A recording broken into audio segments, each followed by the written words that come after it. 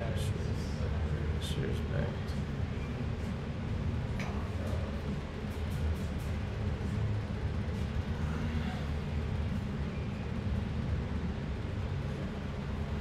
Here's it, and then option. Let's see. What's going on? I'm just gonna unplug this and plug it back in. Checking all my settings back again. Roadcaster wasn't an option.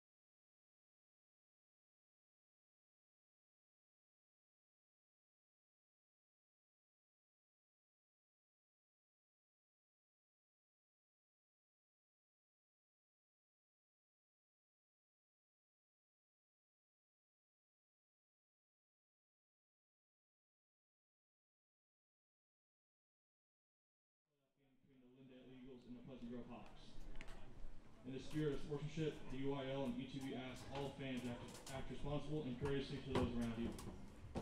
Use of language or disorderly conduct is unacceptable and unwelcome.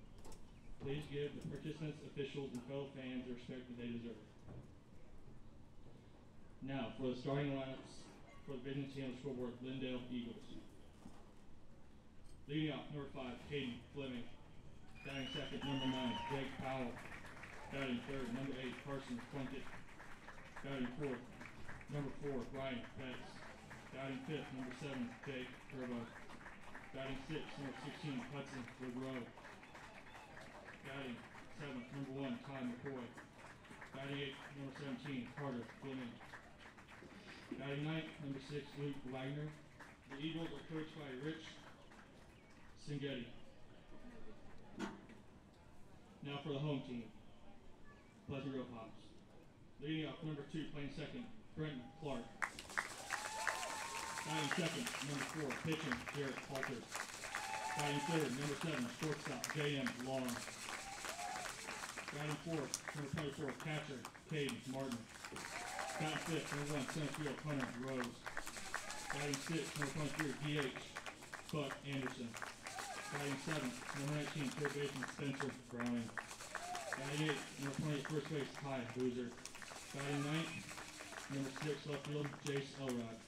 Right field, Walker Wright. The Hawks are coached by Riley Fincher. At this time, would you please stand, jump, and move your hats for the national anthem?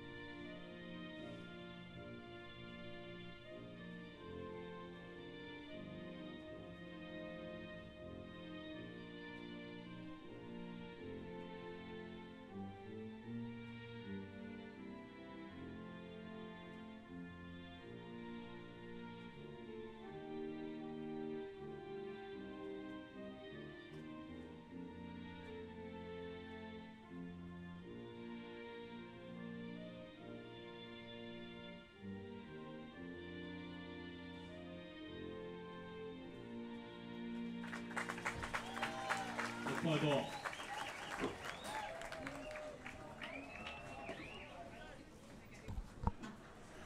Well, good afternoon, everybody. This is Keith Whitman. Alongside me is Brett Sweeney, and we are live here from Woods Field on the beautiful campus of East Texas Baptist University for some great East Texas baseball. How you doing, Brett?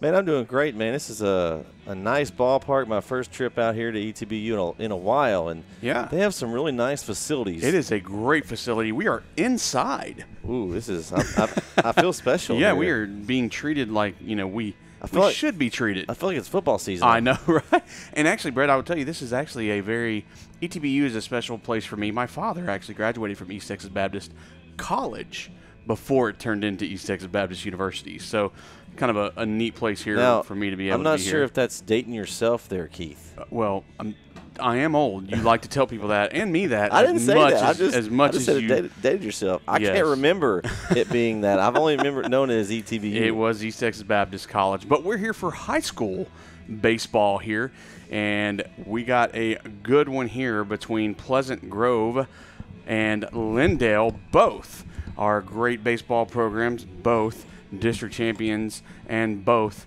are here today to hopefully advance in this best of 3 series this weekend.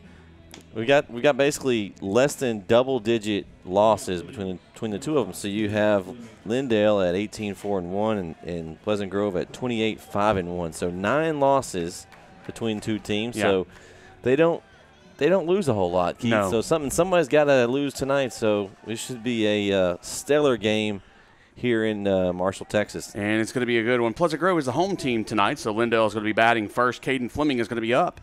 And here we go as Jarrett Halter is going to be the pitcher for Pleasant Grove, and he throws that one for a ball, so we get things started quickly here.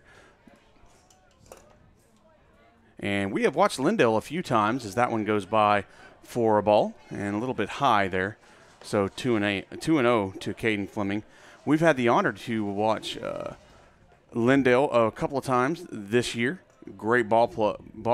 That's going to be a hit. High fly ball into left field. It's going back, and off. Home run. Wow. Wow. And actually, we have seen this happen before in Van. It's deja vu. It is deja vu as A home run by Caden Fleming to start the ball game here. Wowie. Can you start the game any better than that, Keith? I am not sure if you can, but they sure as heck did try. And a good job. Caden Fleming with a leadoff home run. Did that right before the end of the last series of the regular season against the Vandals. And so a quick start off here by Lindale, and they're up 1-0 already in this ball game. And it was out of here off the bat. I don't think anybody, the outfielder there in Yeah, left field. we got a protest here. Brett, I'm sorry to interrupt, but looks like the coach is going to protest. And I guess he was seeing if he didn't think that Fleming tagged home on that home run. So he kind of came out and made his catcher tag, but the umpire said nope, that he did just fine. Don't see that very often. No, you don't. That's going to be a fly ball foul in foul territory. Somebody's car just got hit. It was not mine. It was not yours. I'd say it wasn't mine either. So that's going to be 0-1 as Jake Powell is up to bat for the Eagles. So, Brett, you were talking just a minute ago, and I apologize. I interrupted. You're good. I'm just saying that wow, that was just a way to start the game for If you're Lindale, what a statement to first at bat, get some runs on the board early. And since I haven't talked about it, Keith, I'm going to go some keys to tonight's game. Yeah. Get off to a good start was going to be my first one. And I think they heard that. I think Lindale's already keyed in on that.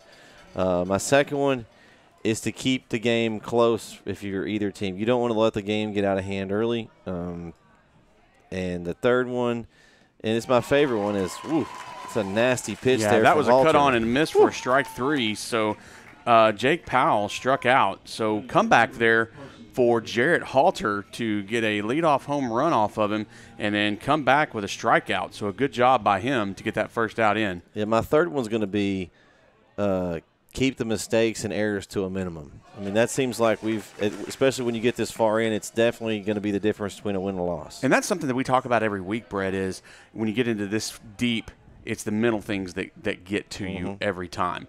And we've seen that day in and day out every game. That's actually over the head of Carson Plunkett, the designated hitter, for a ball there as Jarrett Halter released that one a little bit too early, and it got away from him in 1-1. That's going to be outside over in the other batter's box there for 2-1 now. And if you're Halter, you got to shake that one off and not worry about that run. This is a long game, and it's early. Got plenty of time to get those runs back. That's a foul backwards. So that'll even the count at 2. I can't give you a hard time about getting hit in the head tonight, Keith. I think we're pretty If it secure. makes it up here, that went through a net and a lot of other. Technically, it could go over the net, and then it would have to be a perfect shot. That's a geometric thing that I really don't want to think about. That's going to be fouled off, so the count remains at 2 for Plunkett. Right now, we're a later start than most of the games, Brett, today. So right now, I'm keeping an eye on some of the other games in our area. One right now is a big one. Carthage and Bullard are playing at Mike Carter Field tonight, and as of right now, it's the bottom of the 4th, and Carthage leads Bullard 6-2. But we're going to look at some other games that are going on in the area. Because we are such a late start, we might get some good scores coming to you. So we're going to do our best to keep you up to date. But this is our main one right here. And a 2-2 count to Carson Plunkett as he stays alive with some foul balls. That's a little breaking ball, and it goes over the inside corner, says the umpire, as Plunkett kind of ducked, thinking it was going to hit him. And 2 strikeouts back-to-back after the leadoff home run puts 2 outs on the board with Ryan Betts, the pitcher, heading up. So we've got a pitcher-pitcher duel with the cleanup batter coming in. And here's the pitch by Halter. Going to be on the outside corner, says the umpire. And wasn't sure about that one, Brett. It looked a bit too far, but being this far away, we're usually right behind home plate. And we're not there tonight, so we don't really get to the advantage of seeing that ball go over. Yeah, we're not quite as close. But 0-2 now the count to Ryan Betts. Great view, though, here. Yeah, it's beautiful. That's going to be behind Betts, so that is obviously a ball, as Betts has to duck out of the way. Jake Curbo on deck if we get that far.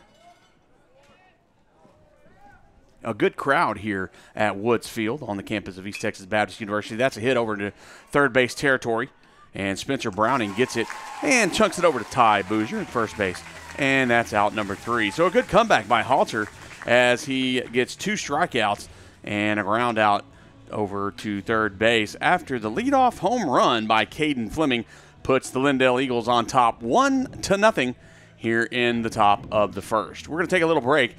Today's playoff game is brought to you by Azalea Orthopedics. Don't go anywhere. Struggling with mobility, chronic pain, work, or sports injury? At Azalea Orthopedics, our team of highly trained physicians specialize in complete orthopedic care, pain management, sports medicine, physical medicine, and rehabilitation. If you've sustained a bone or joint injury, have mobility or movement problems, struggle with pain, contact Azalea Orthopedics. We're conveniently located across East Texas, serving 18 counties. When visiting your doctor, urgent care, or hospital, you have a choice. Demand Azalea. At Azalea Orthopedics, your health is our priority.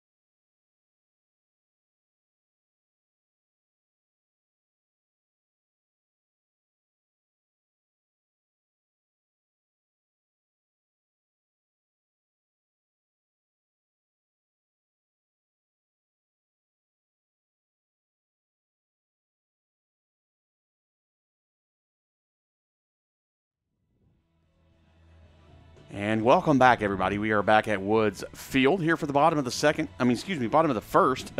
And the Hawks of Pleasant Grove are going to get their first shot, hopefully trying to mimic what Lindale did with that leadoff home run. Ryan Betts is the pitcher for the Lindale Eagles. Betts is 8-1 on the season with a 1.41 ERA, so he's definitely one of their top pitchers. And he'll meet Brenton Clark for leading things off for the Hawks. So here we go in the bottom of the second. Here's the first pitch. That's going to be hit out into right center field. And that one's going to drop for a base hit, but it's going to get past Jake Curbo. And Clark rounds second. He's hitting on third. He is running hard, and it's going to be a stand-up triple to lead things off. So not quite a home run, but still a great job by the Hawks. And Brenton Clark gets on base with a stand-up triple. I'm going to say that Curbo didn't take a good angle on that, Keith, and it cost a base there. Well, he did the thing you're not supposed to do as an outfielder, and he ran forward first, and you're not supposed to do that. We were taught in Little League that you can run faster forward than backward, so you're always supposed to go backward once that ball takes off from the bat. So Jared Halter, pitcher, is going to step into the batter's box and see what he can do about bringing that runner from third home. That first pitch is going to go across the plate for a strike, however, and he's going to find himself behind a little bit, 0-1. So, Brett, not quite a home run to start things off, but a good job by the Hawks to get things going here. If it's not a home run, a triple's about as close the next as best you can get. thing, right? That's going to be outside for a ball. So 1-1 the count. And some good chatter going on there from the Hawks dugout on the home side. That pitch is on the outside corner for a strike, says the umpire. And wide strike zone from what I can see by this umpire. So it's going to be a long night for these fans if that continues to be the case. A lot of hits.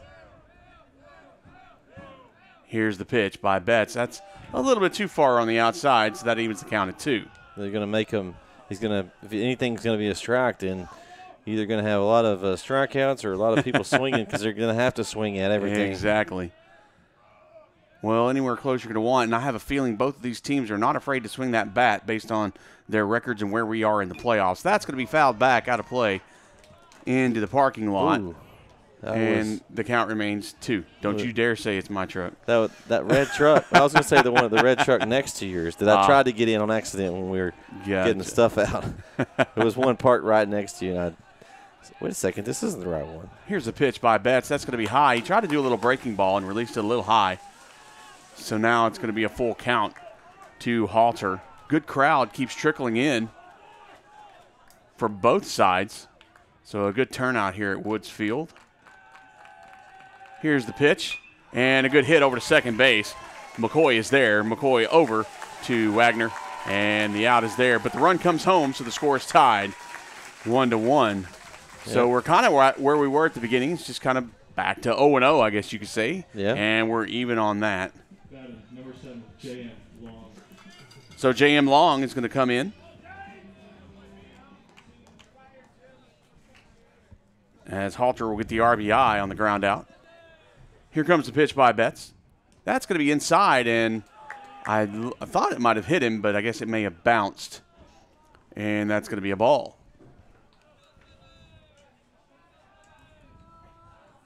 Betts steps up, takes a look inside, gets the sign, and here comes the pitch. That's going to be on the outside corner. And for a strike there, 1-1. Long looks in, waiting on the pitch from Betts. Steps off, calls time. And everybody resets. Nobody on base now. And that's going to be hit straight back up and going to go past the pitcher into center field.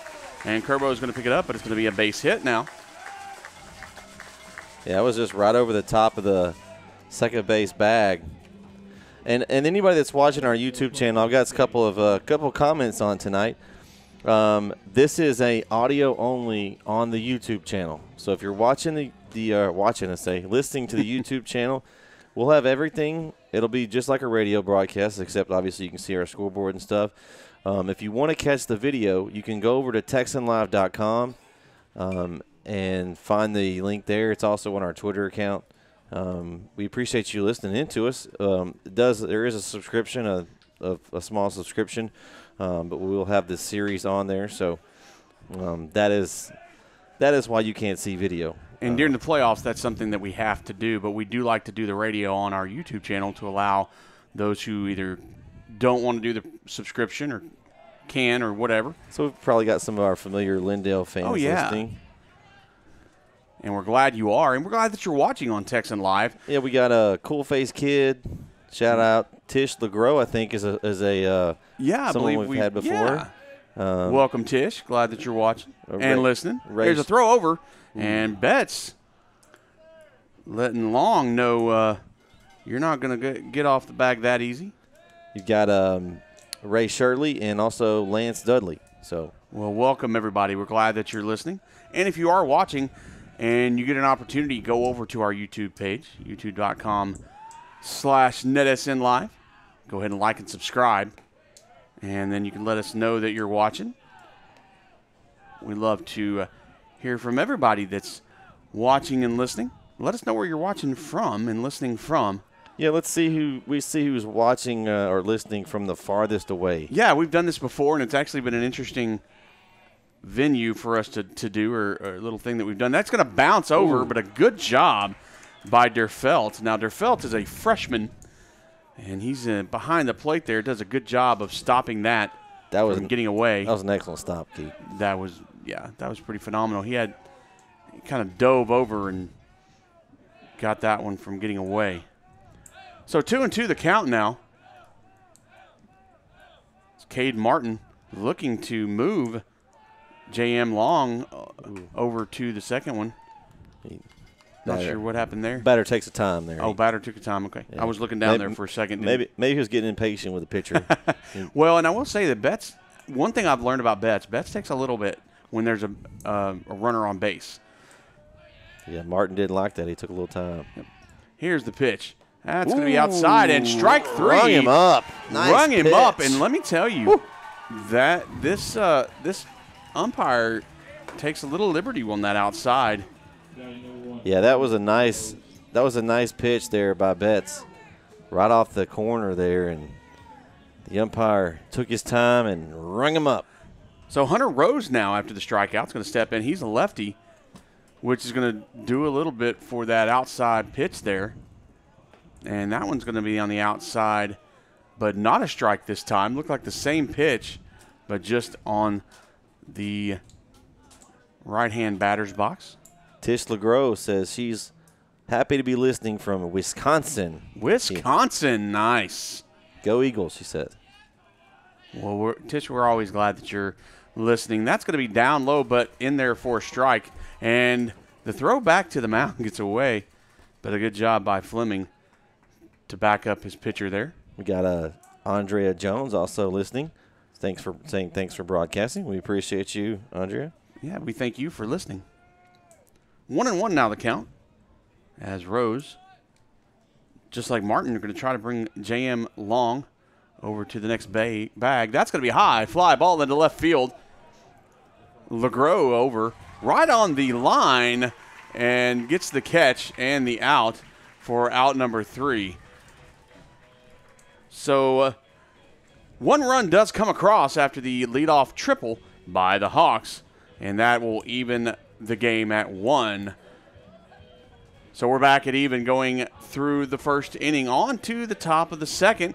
Brett, we got us a good one just like we thought we would, and a good pitching match here at Woods Field. Well, we'll be right back. Don't go anywhere. You're watching and listening to NETsn. Struggling with mobility, chronic pain, work, or sports injury? At Azalea Orthopedics, our team of highly trained physicians specialize in complete orthopedic care, pain management, sports medicine, physical medicine, and rehabilitation. If you've sustained a bone or joint injury, have mobility or movement problems, struggle with pain, contact Azalea Orthopedics. We're conveniently located across East Texas, serving 18 counties. When visiting your doctor, urgent care, or hospital, you have a choice. Demand Azalea.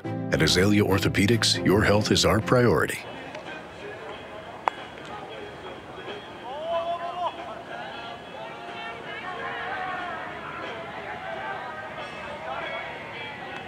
Leading off for the Eagles, number 7, Jake Curvo.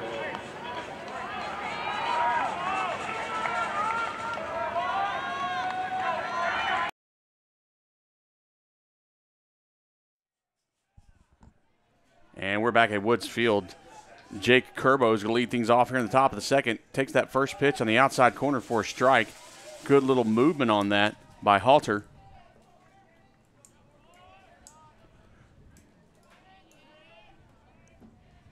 And here comes the second pitch. And that's over the plate as well. I don't know what Curbo's waiting on. 2 good pitches by Halter. And Curbo finds himself down in the count, 0-2. That's on the outside corner and a strikeout. 1, 2, 3 pitches, and Curbo is sat down on strikes really quick. Halter settled down, Keith, after that opening bat home run given up. Yeah, and I don't think he wants to that to happen again. Hudson LeGros, the sophomore, is going to step in and swing like the first one, but he's going to miss it and get a strike on him. And here's the pitch. And swing and a miss again. Like you said, Halter is just on it. And he's not waiting either. And that's on the inside corner, but no, says the umpire. And the fans are not happy with that one. And 1-2 now the count. Pretty good turnout tonight. Yeah. That's on the outside corner, but a late game on Thursday, though. I mean, this is a really good turnout for that. Right, and for as far as each team has to drive, you know, Pleasant Grove's out of Texarkana, and Lindale obviously is right outside of Tyler area, so both of them are about an hour and a half drive. I don't know, Texarkana's probably a little bit further. Yeah. So the count goes full. Sorry, Brett, you were talking? No, I was saying pretty good track. Yeah. So that's going to hit over to Browning. Browning shoots over to first and hits the batter. Hit LeGros. That hurt. And LeGros gets hit back in the hamstring of the left leg. That hurt me up here. Yeah, that kind of got him a little bit. Coach is going to check on his left fielder. I mean, that's a throw all the way across from Browning, trying to hum it over. And that was a good play by Browning, but that's a hard play, across his body, across the field. You're in a different spot. You're kind of right even with the pitching mound there. Honestly, I think you got a break, Keith, because if it doesn't hit LeGros, it probably goes on and out in the outfield or in the corner. And that one actually might go into into the dugout area of that corner there. Yeah, and LeGros gets another base, so it actually was probably a break for Pleasant Grove there. But it does get a base runner on first. That throws over, and LeGros wasn't paying attention there, but luckily he gets back. His coach yelled at him to get back. It just takes one time to get that pickoff. Oh, yeah. So be careful. And there's another pickoff. Golly, Halter has a great pickoff move. Goodness gracious. Especially for a righty. Right. You don't see that much. But he can turn and throw that. He's got LeGros' attention now. That leadoff has gotten shorter. And that's inside. And McCoy had to kind of dodge out of that one. Now 1-1. It's going to be an E5 on that last one, how LeGros made the first. However, they didn't call it that for on the scoreboard. They looks like they made it a base hit. So we got Brian LeGros tuning in. He said we better bring the commentary since we don't have video. He said. So we'll try to give you some good commentary. Brian, I guess your kinfolk there is on base. Yeah, I'm not sure how you're related to Mr. LeGros. I'm assuming that's going to be a hit. It's going to be a little dinker right up back to Halter, but no, we have a interference call. It's interference on the catcher? On the catcher, I believe, yeah. He pointed at the catcher. Or is he calling a foul? Oh, maybe it hit the runner in foul territory on the – I couldn't tell because both umpires were doing some different things here. Yeah. I'm guessing – okay, so it's not an interference call. The umpire in the outfield is who I was looking at. I believe he called it a foul ball, that it hit straight down and hit the base. Okay. So anyway – it hit him. Yeah, I was thinking it hit the player. It hit him in foul territory. That's what it was. So basically, that was a dead ball, and everybody goes back. So 2-2 is now the count, and that's going to hit the outside corner, but no call. Ooh. And I'm not sure what that umpire was seeing, and we got a timeout. Yeah. And the coach is going to come out and have a little conversation with Halter. And I really, honestly, I don't think it has anything to do with Halter. No, I think it has something to do with calming down and the fact that not getting calls that he should have gotten. Maybe he's going to – this is an important pitch, though, at 3-2 as well, yeah. Keith. But let's go back to our chat here. Mr. LeGros, we're going to do our best to bring you the best commentary we can. We appreciate you tuning in tonight. We got Lance Dudley. Said he listened to the Van Lindale game and said that we do a great job. Well, thank you, Lance. Well, thank you, sir. We appreciate that. I hope you remember this tomorrow night when you leave me, Brett, because I'm by myself tomorrow night for you guys. I promise to bring my A game. I will talk to myself as best as I can. We got a runner going, but it's a foul ball. I think it was a hit and run was on. Yeah. As Ty McCoy swings as hard as he could for that one, but it just goes straight back. We need a Keith and Heath broadcast. So you can talk. You can call the play-by-play, and then you can put your Heath hat on, and you can do color. I think tomorrow at work we may just record you saying some just random stuff, and I'll just plug it in and push a button. Throw over to first, but LeGros is back in time. But Halter still has a heck of a little pickoff throw there. That could be very interesting, depending on what I say. True. I may have to edit some of it. So Halter brings the pitch home, and that's going to be hit out into right center field. That one's going to drop and split them, and that one may make it. Nope. Rose is going to be there. Ooh. And he got the base. And he slides past the base, and he got him. Oh, man. Wow. You know, that turf is different, Keith, and he slid. It's almost like he was on a slip and slide going through the base. So he gets a base hit. He gets credit for the base hit, but he runs to second and over slides second base. And he and the thing is he was trying to Have you ever watched Scooby-Doo when they kind of run in place of? That's what it looked like he was doing. But LeGros did get to third, so that's Yes. the big point. And we're pass ball. Pass ball. LeGros coming home. He's going to slide, and he is in time as the ball does not get there. Wow. So the Eagles do get a run. Heads up play by LeGros there. Good job to be watching. Man. And that pitch just got away from Halter. Yeah. I believe it bounced, and that's why Martin just couldn't get it. I don't know what this is over here, Keith, and we're going to have to figure this out as the night goes, but Lindale's got a funny, like a huge inflated helmet. I don't know if they put it on LeGros when he scored. I don't know. That's going to be a bunt down third base line, and it's going to be picked up and fumbled by Browning, and it's going to be a base hit. And that's actually going to be called an error. So I don't know if So it's they're like, going to call that one an E5. I don't know if it's like the was it like the defensive chain in football? They got a big helmet. See it right there? He's got it in his hand. LeGros does. Yeah, like a rally cap maybe. I don't know. And they put it on him for score, and maybe they Possibly. I like it. So Luke Wagner now up after the error. So they called that one an error, but they didn't call the one that he threw and hit Wagner on an error. That was a tough play. So I think if he would have came up with the original, but he bobbled it a few times, and that's when they got the error. So that one's going to be inside, and that's going to be called a strike by Mr. Umpire there. I love the hat. It's going to distract me. That's watch the game, not the dugout. It's funny. That's awesome. Throw over real quick, and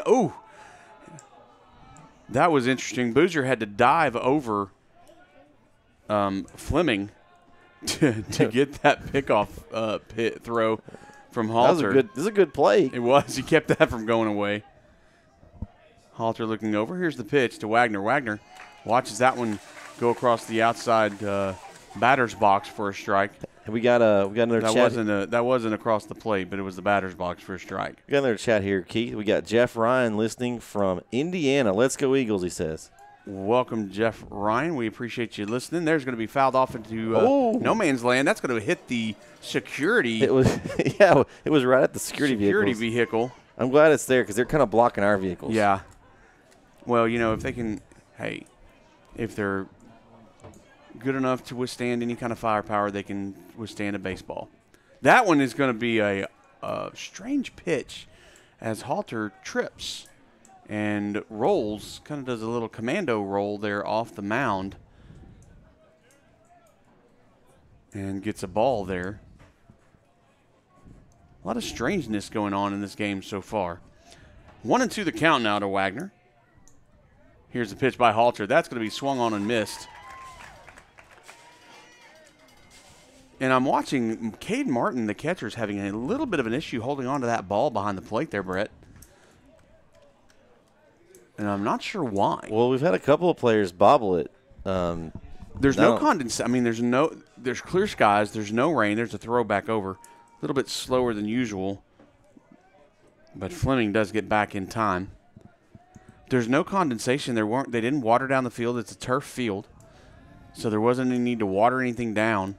So I'm trying to figure out what's going on. But a little slipperiness going. That's going to be a good breaking ball right over there for strike 3. And a great job. That's the 4th strikeout for Halter just in this game so far. And so we've gone through 1.5. The Eagles get another one on the board there to take the lead, 2-1. We got a pattern going. And we do. We have a pattern going. We have seen this before with Lindale.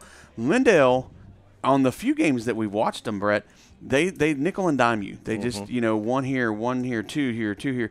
But they get something every single inning. And what we've seen when they were successful, Keith, is their pitchers get in rhythm and they seem to shut the other team down. And so when they're, getting 1 run, 2 runs, the other team's getting 0 runs. And so that's how they're able to build their lead. We've seen them do it numerous times this season. Right. And so, right now, they got to start getting, if they want to take advantage of this game, they got to start getting some zeros the other end. If you're Pleasant Grove, you want to keep matching it, keeping it, right there close. Right. You want to keep getting the 1 or the 2s on the top end, but you want to get that 0 on the bottom. But we want to remind you folks that are listening and watching that this is a best-of-3 series. So we have this game tonight, and we have another game back here on Woodsfield tomorrow night at 7:30, and we will be broadcasting live on NETsn Live and live on our YouTube channel at NETsn Live. I will be back here tomorrow night. And if it has to go to a Game 3, I believe it's going to be in Winsboro. Is that correct? Winsboro. Yeah, I think Winsboro, and I'm not sure the time. I think they said 2, but that hasn't been specified yet. But we'll get that to you at a later time if it gets to that. Buck Anderson, number 23, for the Hawks is going to step in. He's the designated hitter, and he's going to watch that first one go by from Betts, and that's going to be a ball. And I got too busy talking, Brett, and forgot to make some changes on the board here. So I'm sure the people at home are going, it's not the top of the second anymore, and there's nothing on there. I just fixed it. We got it. Sorry, everybody. I get to talking and I forget. It's kind of like my wife tells me not to talk and drive because the speed goes down from 70 to like 40, and she gets mad at me. So 3-0 now the count. Sorry. You're all of a sudden, driving and everyone's flying by. Yeah. But I'm enjoying. I like to talk, if you can't tell. So yeah, she kind of pops me on the shoulder and says, "Drive, Whitman," and I'm like, "Yes, ma'am." So that's going to be a 4-pitch walk, and that'll put good old Buck Anderson on base. First walk of the game. Number 19, Spencer Browning. And I don't like to talk, Keith. You can tell. No, you don't. I'm pretty quiet. You're just a good listener. Spencer Browning is going to step in. He's the third baseman. Now he's got a runner on first that he can help advance. And here's the pitch. That's going to be high and outside for a ball.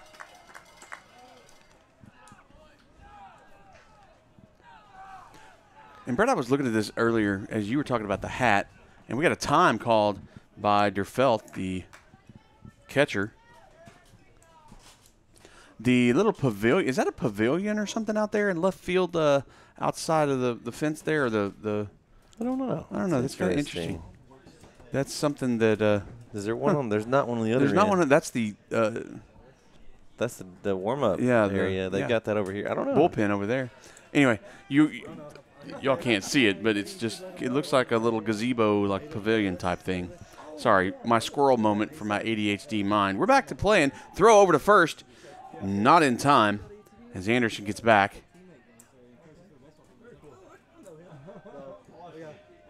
And we're ready to play again as Browning looks over to the third base coach, gets what he was supposed to do, steps in.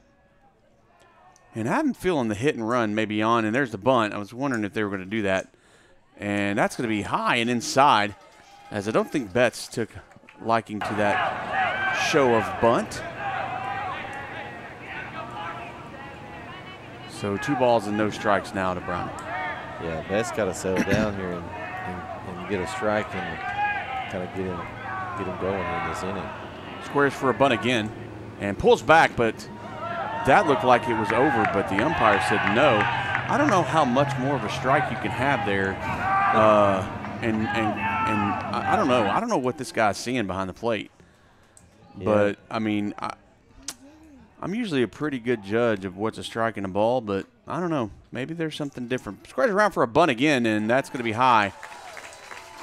So I'm not sure if they're trying to get into the head of Ryan Betts here by showing bunt there, because when they did it, it kind of threw him off his rhythm. But the coach is going to come out and have a little talk with Betts. Well, and this is a good move by Lindale. He's yet to throw a strike this inning. Yeah. And 2 walks back to back. Yeah, 2 walks, nobody out. This is going to be tough. Now they've got to worry about you got to get a batter out. You got to get him out going and limit the damage as much as possible. For Pleasant Grove, you got a chance to do some major damage here early on Lindale. And, a lot of the runners we've seen in the game so far have not been early in the inning. They've been with an out or 2 outs. I mean, right now, this is a dangerous situation if you're Lindale. Yeah, and now Betts has been in dangerous situations before. We've seen him pitch his way out, but the caliber of team that he's playing now, you're not in regular district. You're not playing the teams. You're playing a team now that is just as good as you are, and you're going to have to get out of your head, and you're going to have to play good heads-up baseball. So we're back to play, and Ty Boozer is in, and he squares around a bunt, and it's going to be high for ball one. So a little bit of something there that was seen,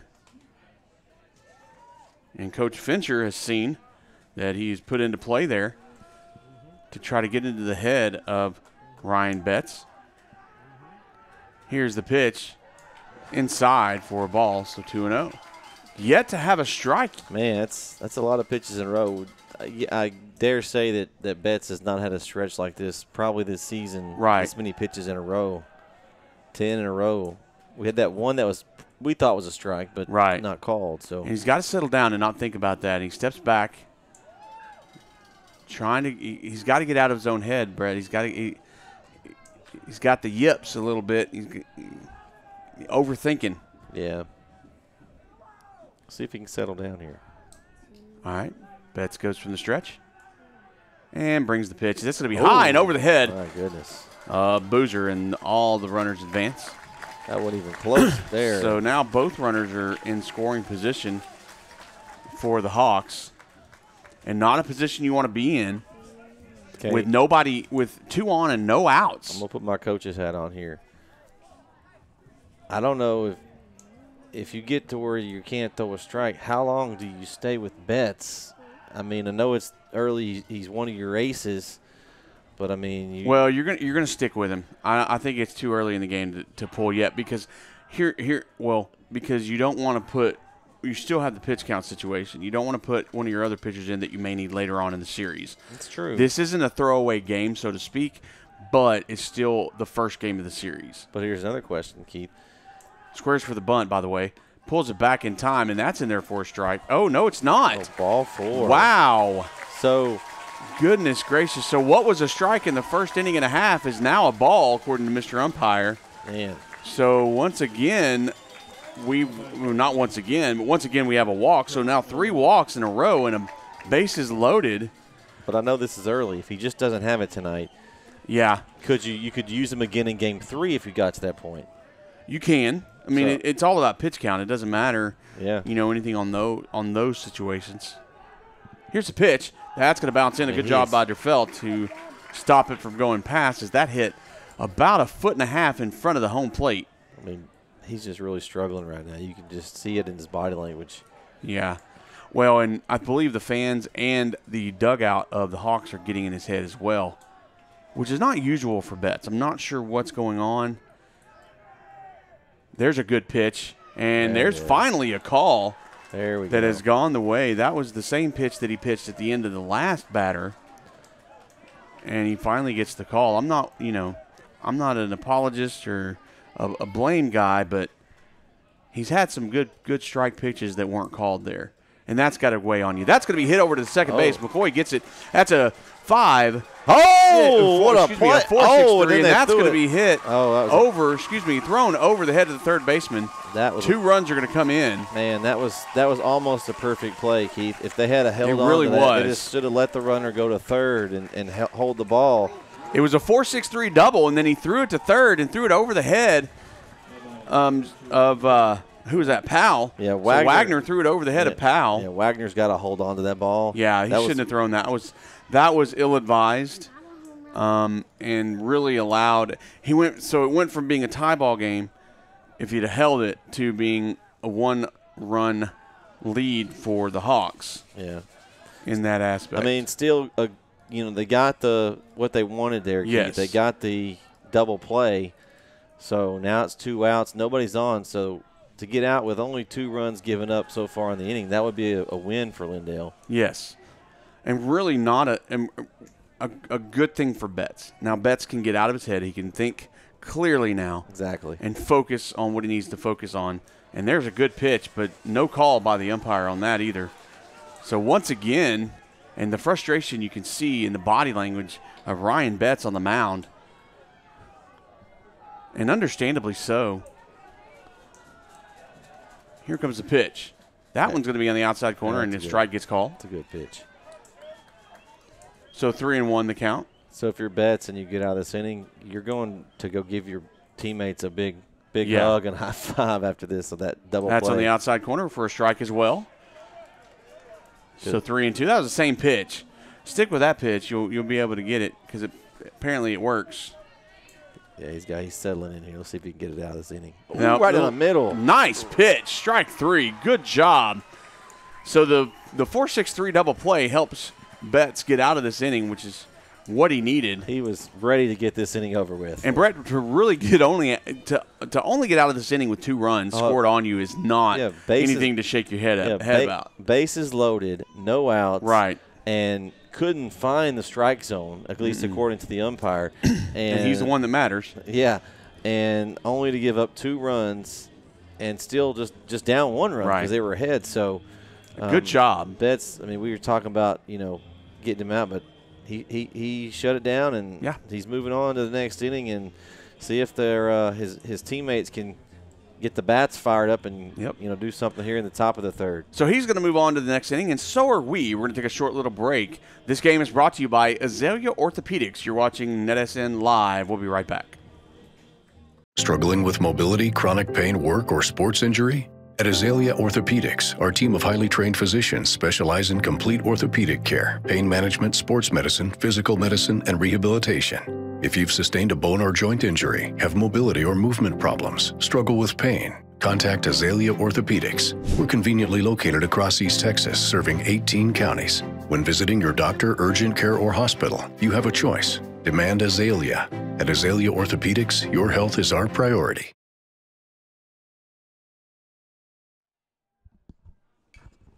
And we're back, and a high fly ball by Caden Fleming is going to be picked up by Brenton Clark. Couldn't read my own handwriting there, as he had to go out into the outfield. Need my glasses? Hush. I have my own glasses, thank you. There was a shadow. It was too much sun. It was too high. Too much sun? It was Major League. Maybe it's you ever watch Major League? Maybe it's the no, I haven't. But it's the lights. Maybe you blame it on the lights, not the sun tonight. It's too high. It was too high. Out number 1 there, as Caden Fleming couldn't reproduce his first inning heroics there with a home run. Jake Powell steps in. He struck out in the first inning, and Halter brings the pitch. That's a great breaking ball. Man, good Lord. That curveball just comes right across. Great location, too. He started it inside and then just brought it back over the plate. Had Powell fooled. And that one's going to be a ball.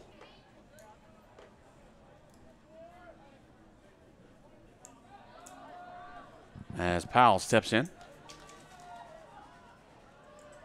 Halter looks for the sign in the windup. Here's the pitch. And that's on the inside corner, and no call on that. And wow. Hey, Keith, did you say earlier that the strike zone was wide tonight? I thought it was, but maybe he heard me and decided to shrink it up because I don't know where it is. I think it's a yo-yo strike zone. That's breaking ball again. Man. I'm just going to stop. No. He's anyway, tight. 3 and 1. He's tightened it up a little bit. He's just tightening it up. He's like, all right, we're going to tighten this thing up a little bit. Well, he's doing something. I'm not sure if it's umpiring or not, but 3 and 1 is now the count as Powell steps in. I always assumed you get this far in the playoffs, the umpiring level gets a little bit higher. Yeah. Well, as long as here's my thing with the umpire on that walk there, and as Lindale's going to get a runner on this in this inning, as long as he's consistent. And if he's consistently bad? Well, no, not consistent. Consistent. If he's going to call it one way, call it that way for both teams so that the pitchers kind of know where it is. And don't make it move around. So you don't want one inning where it's wide, then he tightens it up, then he's going to call strikes low. You want to at least, have a good idea so the pitchers know where they can throw the ball. Yeah. And that one's going to be over for a strike. That breaking ball is nasty. That was just nasty. Ooh. As Carson Plunkett, the designated hitter, is up.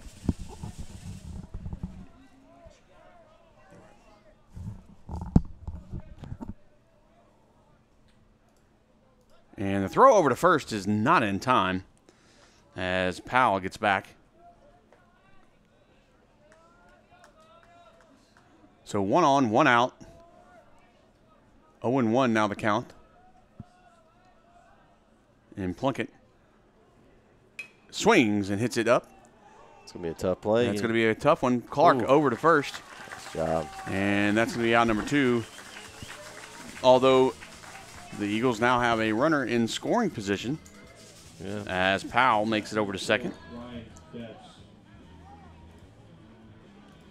Yeah, it's going to be now Betts here. He can help himself, Keith. Try to get one of those runs back if he can put the ball in play in the outfield on one of those big gaps. Yeah. Got a chance to drive in Powell. Betts grounded out to third back in the first inning.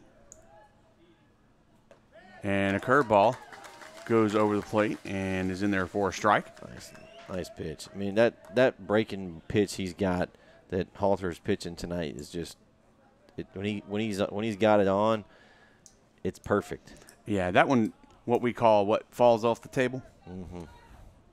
But it has a good little angle on it. It doesn't just drop. It just kind of, it looks like, and you watch the batters with it, the batters kind of buckle a little bit. They duck in. We got a time on the field. Got some equipment issues. Maybe the catcher's got some issues with his hand. Looks like their coach is working on something. Are they putting a little stickum on there? I know it's that's a football thing. No, it's on the backside. So unless he's gripping the ball with the backside of his hand, which I've never seen done. You know, I'm just saying.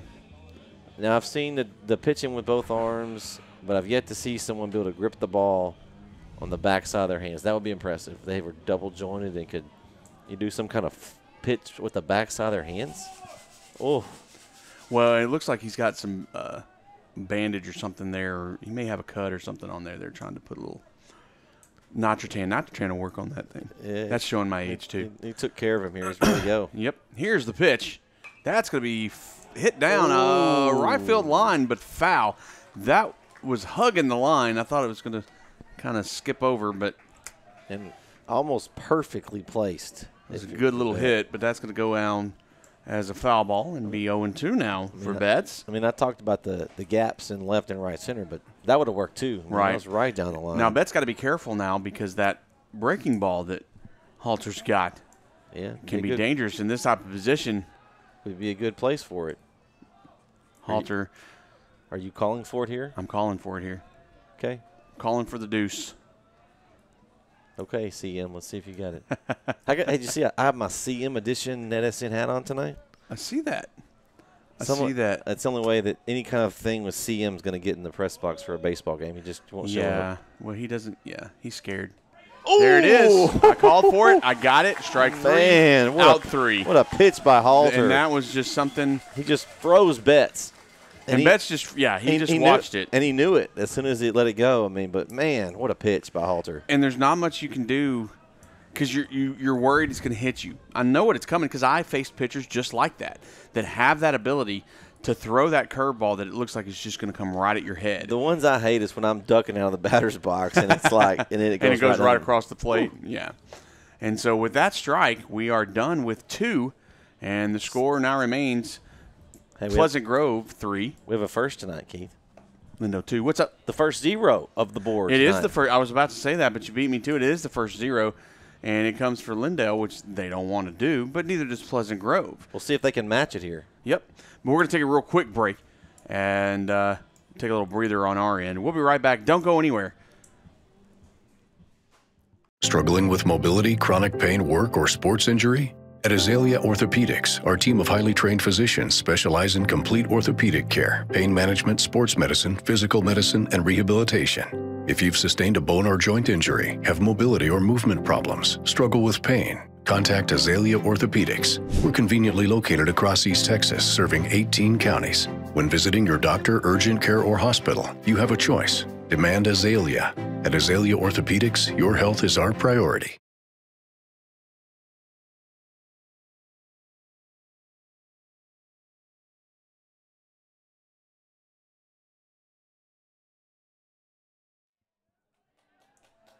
And we are back here at Woods Field on the campus of East Texas Baptist University.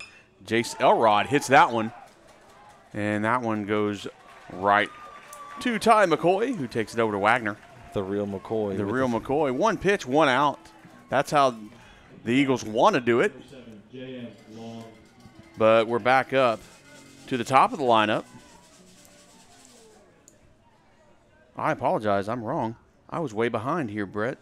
That was Jared Halter that hit that one.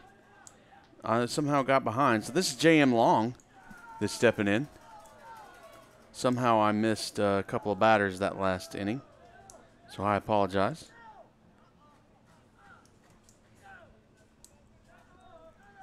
Here's the pitch. And Long watches that one for a ball. So now it's 2-0.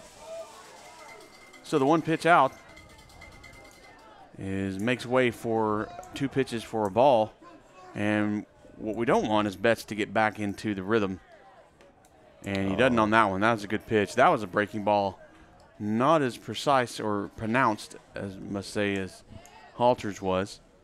But Betts has a good little breaking ball himself. Yeah. And that was twice. He threw it twice. And that one fouls back. So now the count is even at 2. Excuse me. So 2-2 is the count. 1 out, nobody on for the Hawks. And they lead 3-2 over the Eagles here in the the bottom of the 3rd.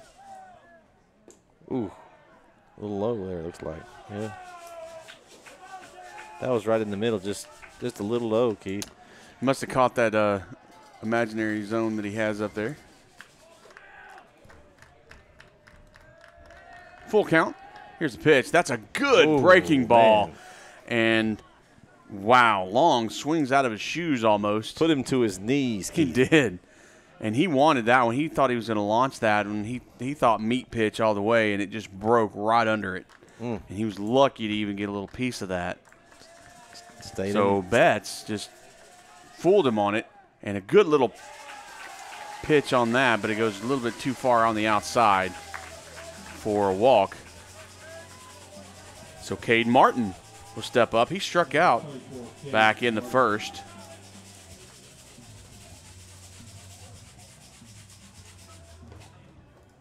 So another base runner for the Hawks. And see if Betts can do a little bit better this inning with the base runners. And here's the pitch. That's inside for a ball.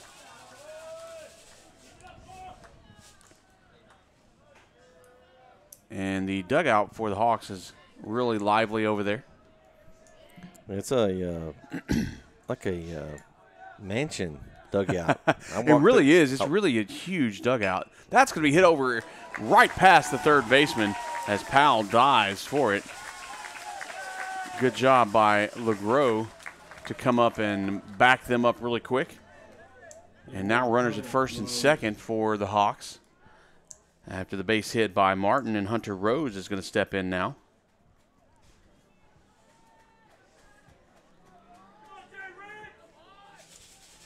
Another big time here for Betts. He's got, got 1 out. See if he can find that ground ball double play here again and get himself out of the inning.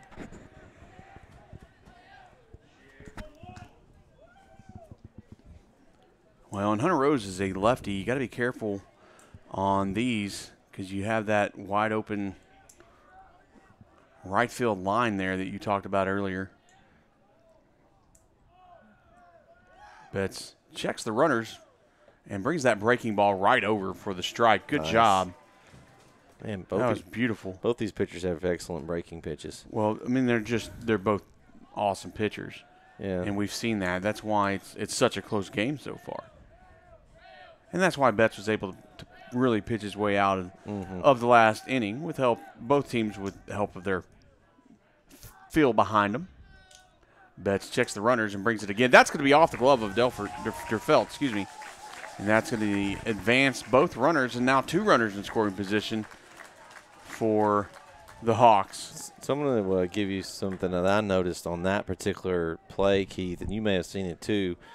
Betts is too much worried about the runner. He either needs to make the throw back and keep him in check or pitch the ball to the plate. Yeah. He caught himself looking, and I think he was still thinking about the runner when he threw it, and it was like probably 3 feet outside the left-handed batter's box. And that was a bad pitch. He was already in his windup before his head was all the way back from looking. And really in those types of situations, there's no really point to look at your runner at second, especially if you have a runner at first. But because neither your shortstop or your second baseman was even making a move. Mm-hmm. And your runner can see it. Your runner can see the shortstop and the second baseman, especially with where they're located. Mm-hmm. So you have to be mindful of that. You're not faking out your runner. So you need to be focused, and you just basically gave him an extra base. That's going to be fouled off out of play. So he really kind of psyched himself out on that. Yeah. And but I did notice, yes, that he wasn't even had his head was still in the swivel when he went into his windup there to pitch that ball. 1-2 is the count. Excuse me.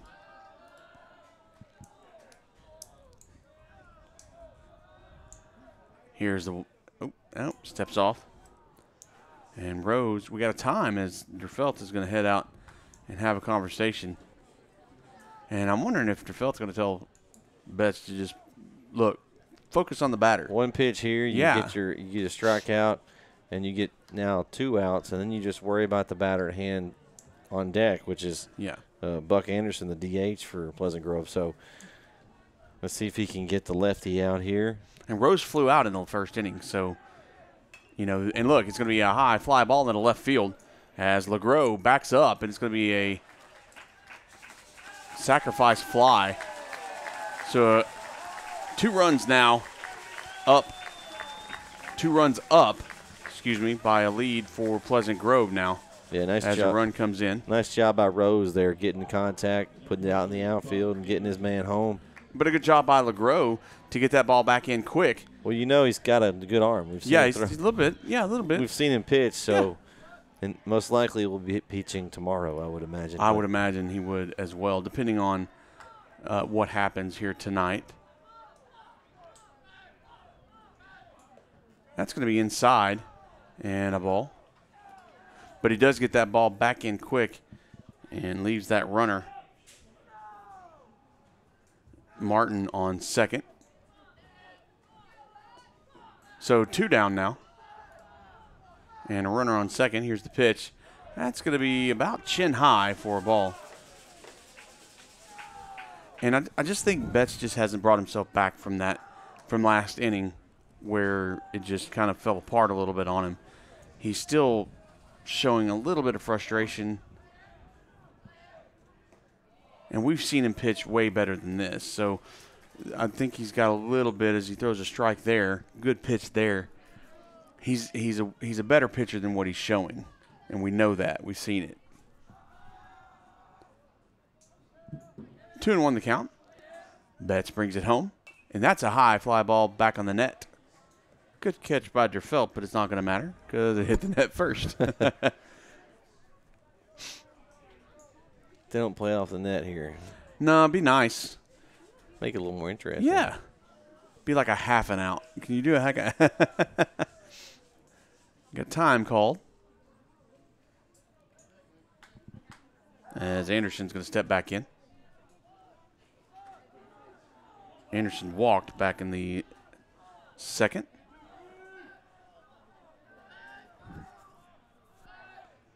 And a good breaking ball. Man. And that's a strike 3. There's the Betts we know. And that's going to retire the side. But run does come in. And the lead now swells 4-2 by Pleasant Grove.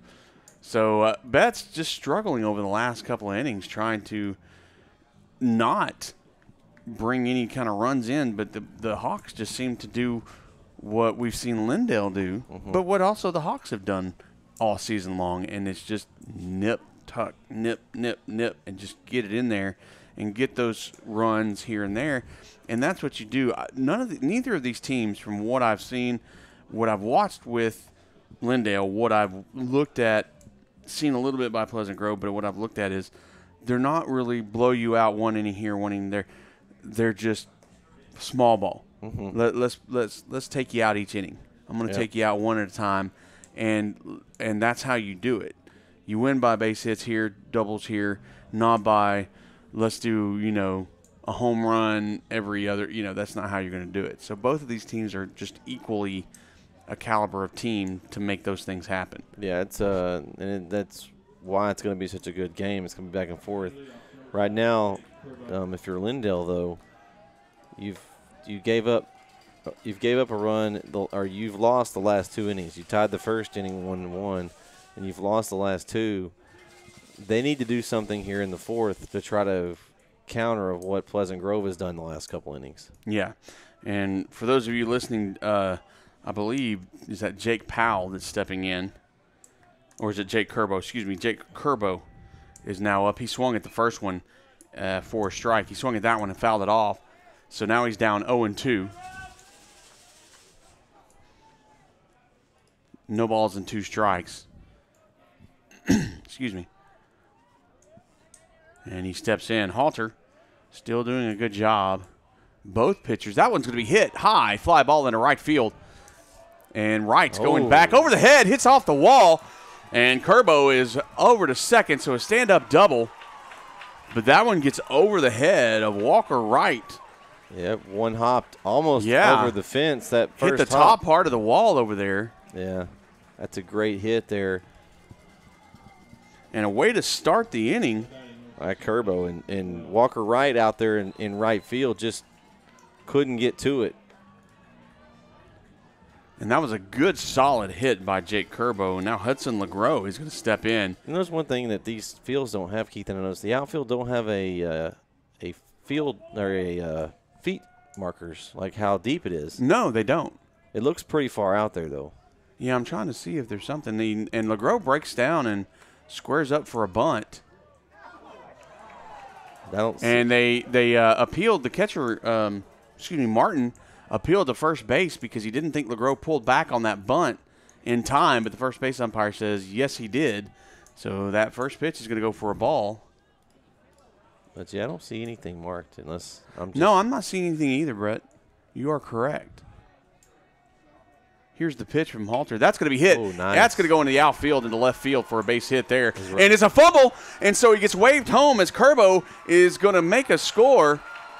Wow, that's a little bobble out there. And you got to be careful. I just watched something that happened, and I'm surprised that the home plate umpire allowed it to happen. I saw it too. And I do believe that is against the rules, and I'm not sure you can do it. And I'm about to tell you what, for those of you listening, but as Curbo was crossing home plate, the catcher made a move like he was getting the ball.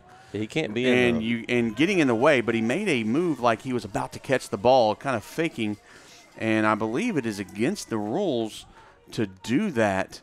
And it could actually, if the umpire would have called it, I believe, and I can look up the rules in NFHS if I needed to, but I believe it could have actually caused an extra base for a little gamesmanship type thing. Yeah, but I don't think you can do that, especially when you're standing right in front of the plate, right in front of the player. Yeah. That one's a pitch over the plate. Thankfully, it didn't cause somebody, because the other one of those things that he could have thought that was coming. He could have jumped sideways, caused an injury or something there. You don't want to see that happen. So Ty McCoy has an 0-1 count there at the plate. That's a throw over to first, but LeGros is back in time. Yeah, Halter still got a really good move. Yeah, he tries to get LeGros more than anybody, but LeGros is about 12 feet tall. He is very tall. And can just stand there and just lean forward and touch the bat. I mean, yeah, he's fine. Yeah. 1-1 the count. And he's as tall as he looks, because when I walked down to get the lineups earlier, he was a good little he's a few 3 or 4 inches taller than me. So his arms are about as long as his legs. Yeah. So he's fine, but Halter keeps trying to get him for some reason. Here's the pitch home finally. That's going to be hit, and that's going to go straight to the second baseman. A fielder's choice is going to go over to first, and that's going to get McCoy.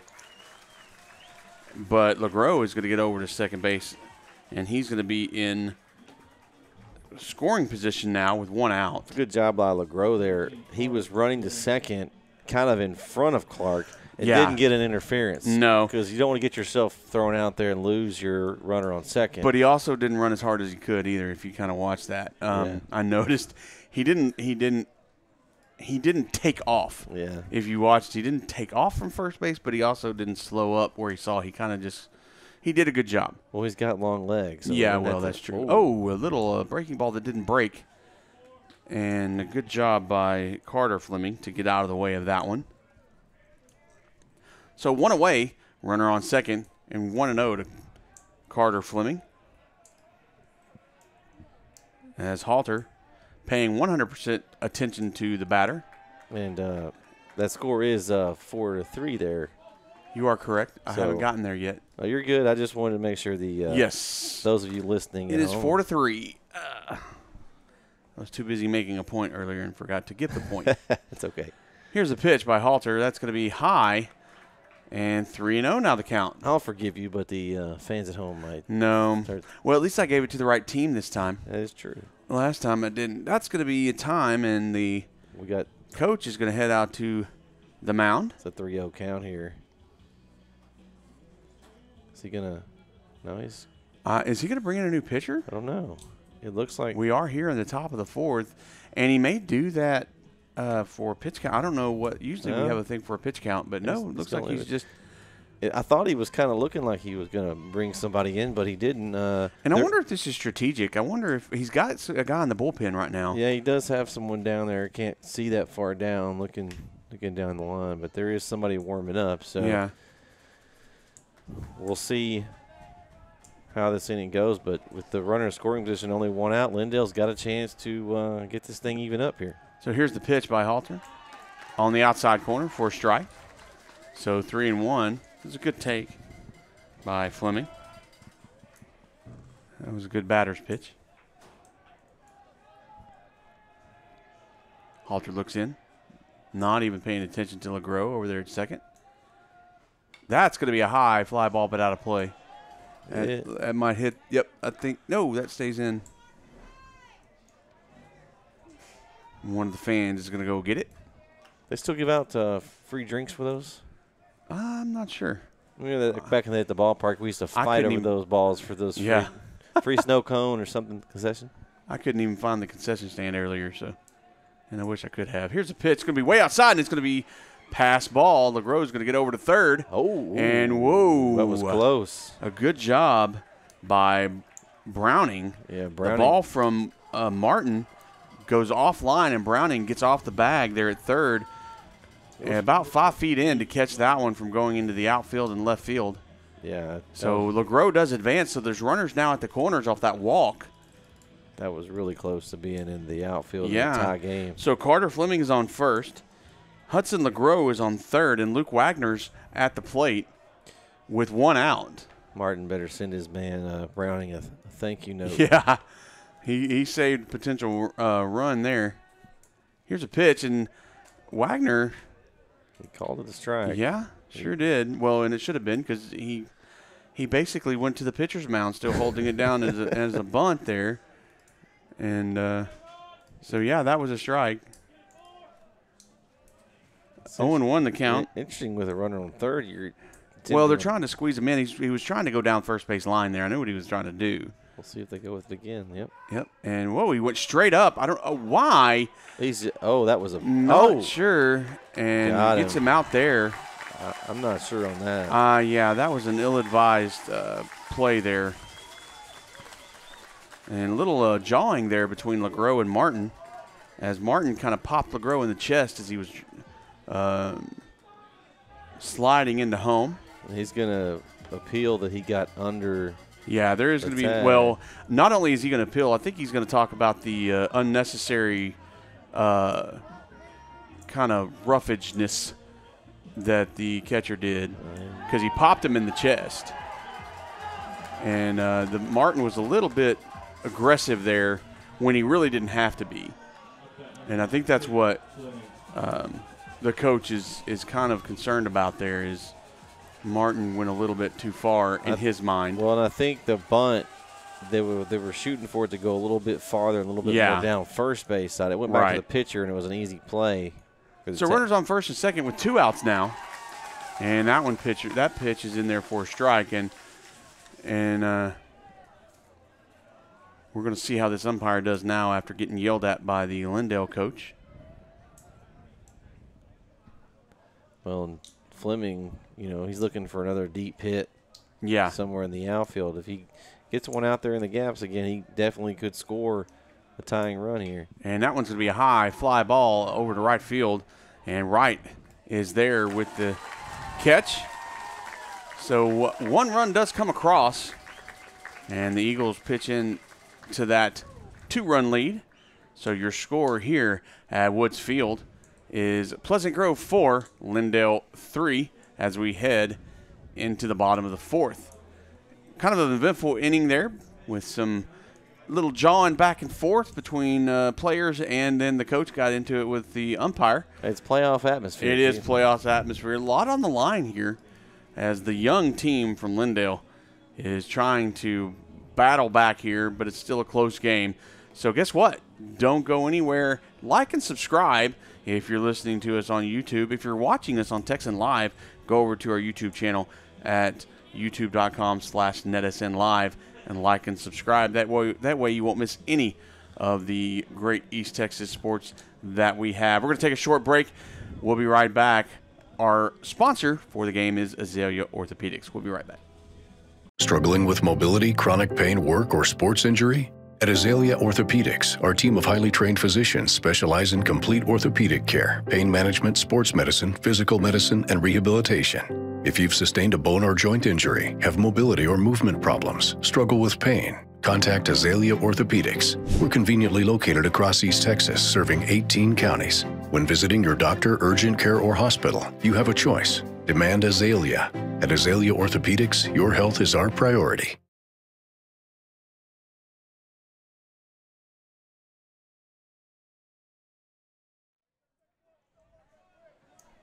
And we are back. Spencer Browning takes the first pitch for a strike. And the second pitch goes by for a ball. And we are in the bottom of the 4th. 4-3 is your score as the Hawks lead over the Eagles here at ETBU. That one is going to be low and outside for a ball.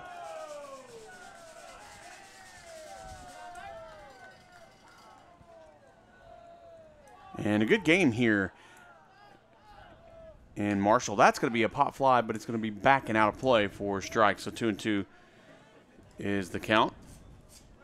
We're trying to get some scores around the area for you guys and gals right now. A lot of playoff action, a lot of important games, obviously, right now. That's going to be a fly ball out of play for a foul. I got Tatum over Atlanta 4-2, and they're headed to the regional semis. Nice. So that was a one and done, I guess. I think they may have played. They may have already played yesterday. Yeah. White House is up 2-0 over Lovejoy after 4 innings. White House, my alma mater. That's high for a ball. I'm sorry about that. I'm not. Hush.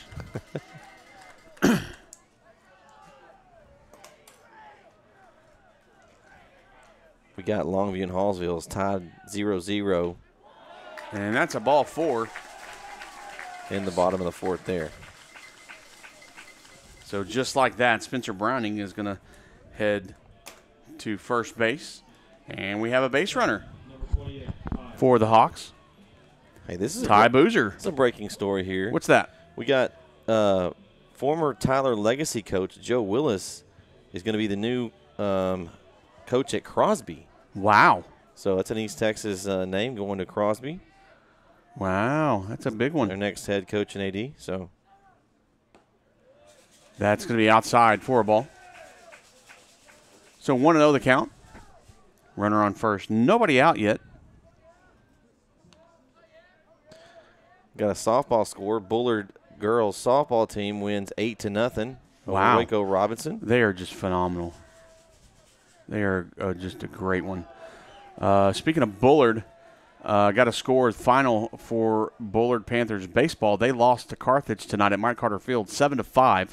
Ooh, close one there. Yeah, so they'll play again tomorrow night. That was the first of 3.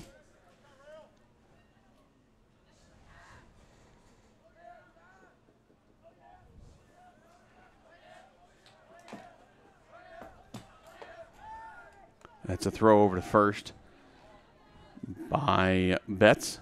They got Beckville over Kearns, 2-1, and they'll play a decisive Game 3 in Rusk at noon on Saturday.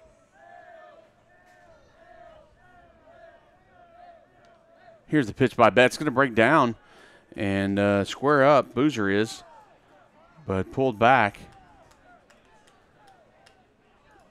Didn't stay around. So 2-0 the count.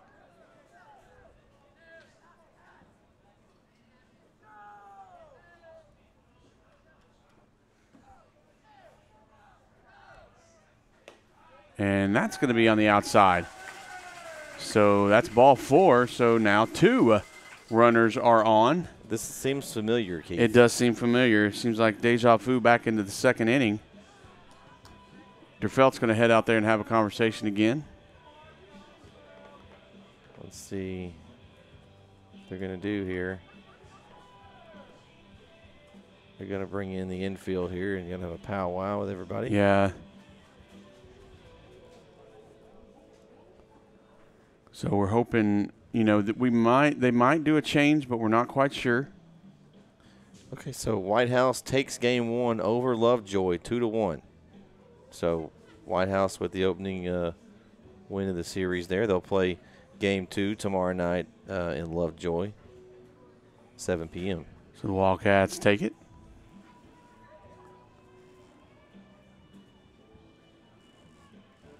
Still waiting to see what's going on.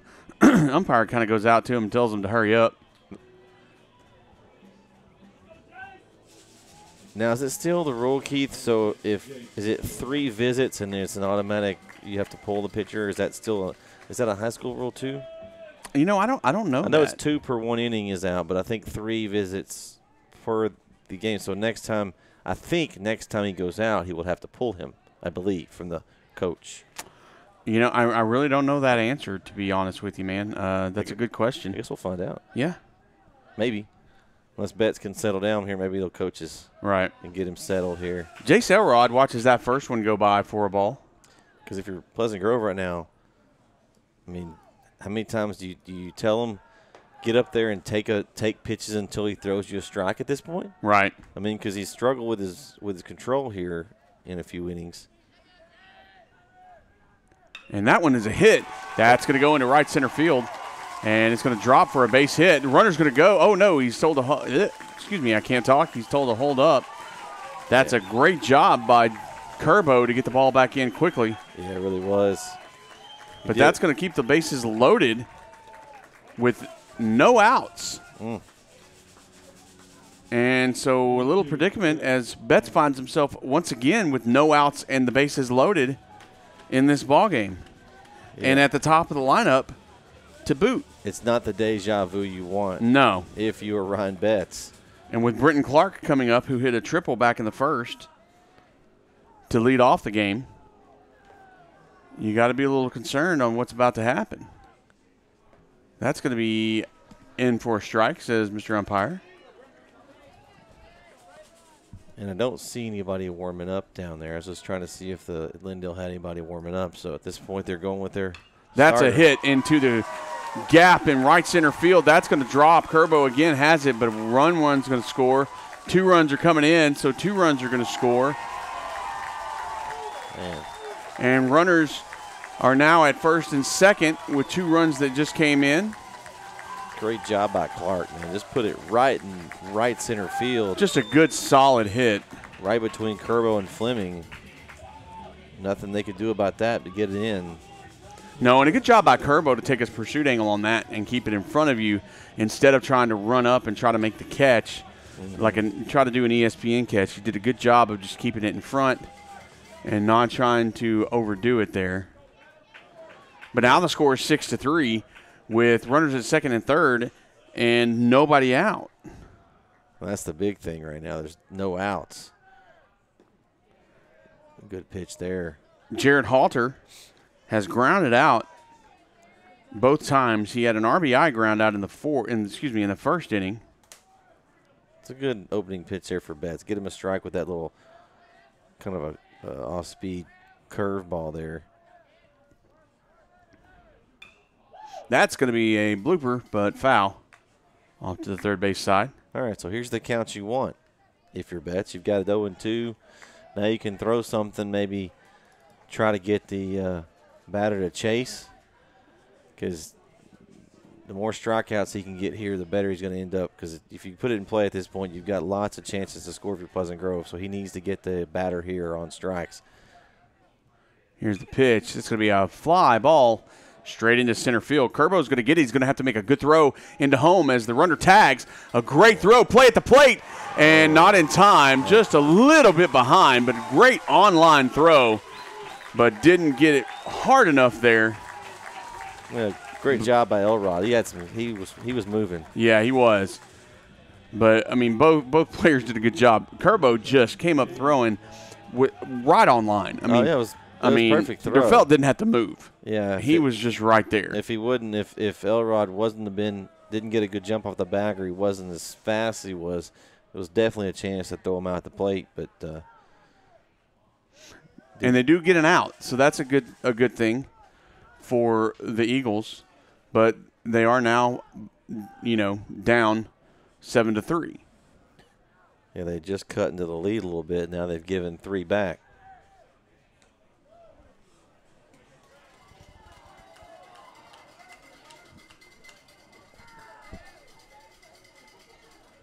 So 2-0 now the count. Just a real quick update while we're doing this. And Betts is going to pitch real quick. Let's see this one. And that's going to bounce off the plate. And the runner's going to go. It slides in, and another run comes in. That's Brenton Clark. And Brenton Clark gets in. That home plate, it was like a trampoline. That ball hit it. That bounced right on up. And just no chance there for DeFelt to get that one. And real quick, Waxahachie and Salina, the winner of that game will play the winner of that series will play the winner of this series. And Salina took the first game win on that, 9-0. Ooh. So they'll play again tomorrow night at 7 o'clock. There's no easy games. As that is a walk. There's no easy games in this region, Keith. No, there's not. As J.M. Long takes a walk. That's his second walk of the ball game. And Cade Martin will step up. He struck out and got a base hit so far in this ball game.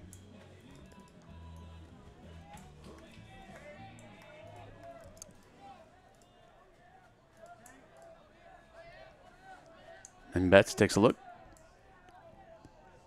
And here's the pitch. That's a high fly ball in the right field. Fleming underneath with the catch and gets out number 2. And give a shout out to my man Eddie Hagelman, one of our faithful listeners and watchers of our wrap-up show during football season, the Pleasant Grove guy. Gave me some good information here. He says Clark is an Arkansas commit, Keith. Oh, wow. So that's a big offer there. Nice offer there. Of course, Arkansas is not real far from Pleasant Grove. No. They're basically right on the edge of the Texas-Arkansas border. So right there. But shout out to Brenton Clark. That's awesome. Hunter Rose takes the first pitch for a ball on the outside. And Rose is an Arkansas commit. Wow. Along with Browning. 3 Arkansas commits. Think they got a little shoe in over there in Arkansas? Yeah, they must have some inside connections. It's a hit down the first base line. A good job by Wagner to get it. And that's going to be out number 3 there. Good job by Luke Wagner to stay with it. As a nice little shot. Took a little, I can't talk, Brett. That's a bad thing for this job. Took a weird bounce.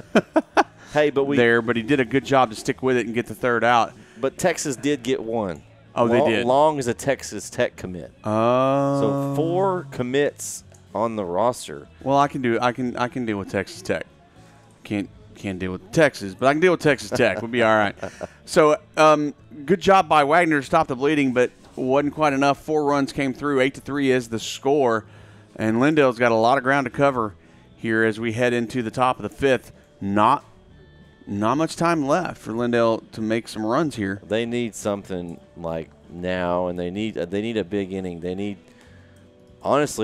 Halter to falter. See where I got there? Because honestly, that very first at bat of the game, since then he has been pretty much on par. His breaking pitch has been excellent. Yeah. His defense behind him has been excellent. And he's had 5 strikeouts. Yeah, he's only walked, I think, 2. Yeah, he's only walked 2 and had 5 strikeouts since that first home run at the very beginning. and 2 of the 5 came right after the home run. Yeah. But if a team can do it, Lindale, we've seen them do it. We've seen them be able to get the bats. They just have to get their bats going, and that's the big key is they can't think that Halter controls the game. They have to take the control back, and when you get to this level, that's the key. They got to get out of their own way. They got to get back to the control. They got to get hits, and they can do it. And the first one to do it right now is the big man himself, number 5, Caden Fleming, who's going to lead things off here. He needs to duplicate that. I'm sorry, that's Jake Powell stepping in. I apologize. Caden Fleming was the last. Jake Powell stepping in. Yeah, Powell's up, and I was going to say Fleming needs to duplicate, but Powell, he roped one an inning or so back as well. So. Right. Fleming, Fleming grounded out the last time. That's a foul back, so Powell finds himself down. I think he had 2 strikes, but I could be wrong. 1 strike on the board here. That's going to be inside for a ball. So they've got it at 1-1. Nope, it's 1-2 though. I thought it was. Okay, so umpires they just didn't get on the board there. Good job, Keith. Here's the pitch. Thanks. That's going to be hit over to the third base slide. Browning's going to get it. And throw to first is in time. Rocket arm. Good Lord, that went there fast. Woo. So a ground out. I think these Pleasant Grove guys, I think they've been playing since they started walking. You think they play a little fall ball in summer league? Probably fall ball, spring ball, summer ball, winter ball. Whenever they can. Yeah. Of course, they're so 1 down, and Plunkett, the designated hitter, is going to step in. That's going to be outside and away for a ball. Of course, they're a pretty good football team as well. So I don't know. Just got a lot of good talent going through that the halls of Pleasant Grove. Yeah. Oh, that's a high over the head. That one did not break. Carson Plunkett, like, hey, man, I don't want to get hit in the head tonight. Now, on this team, there's only 6 seniors out of this team. It's a fairly large team. There's a lot of young guys playing, if you'll notice. That very, very few, like 1, 2 juniors, 3 juniors that I see. The rest are, so 6 seniors, 3 juniors, and the rest are freshmen and sophomores. Yeah, it's the future is bright. Yeah. In Pleasant Grove baseball program. 3-0 now the count.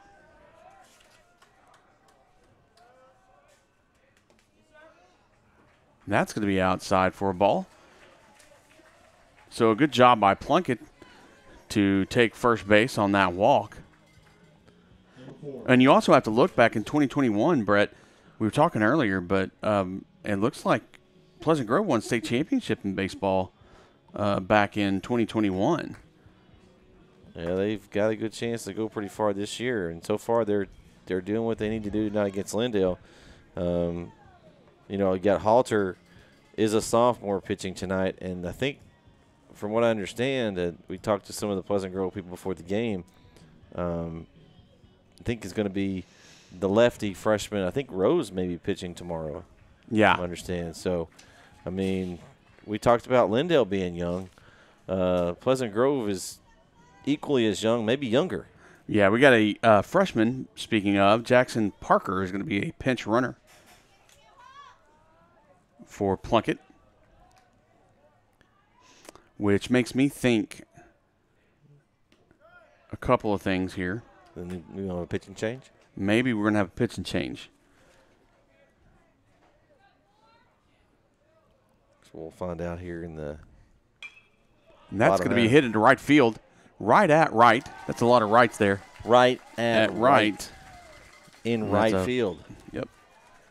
He has to play right field, right? He can't play left. No, right can't play left. Right, yeah, right. So that's a fly out by Betts on the first pitch, and Jake Kerbo is going to step in with 1 on and 2 out. Number 7, Jake Curbo.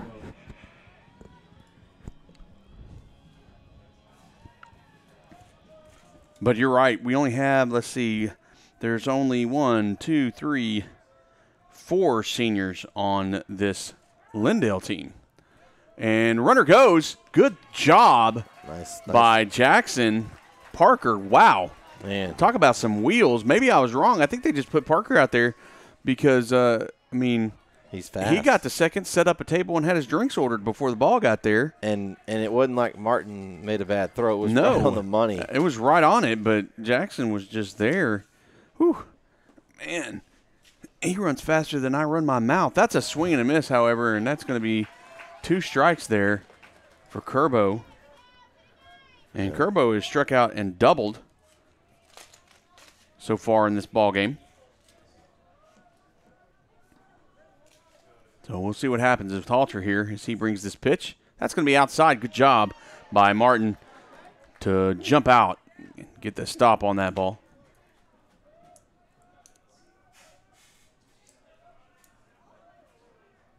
So Halter steps in.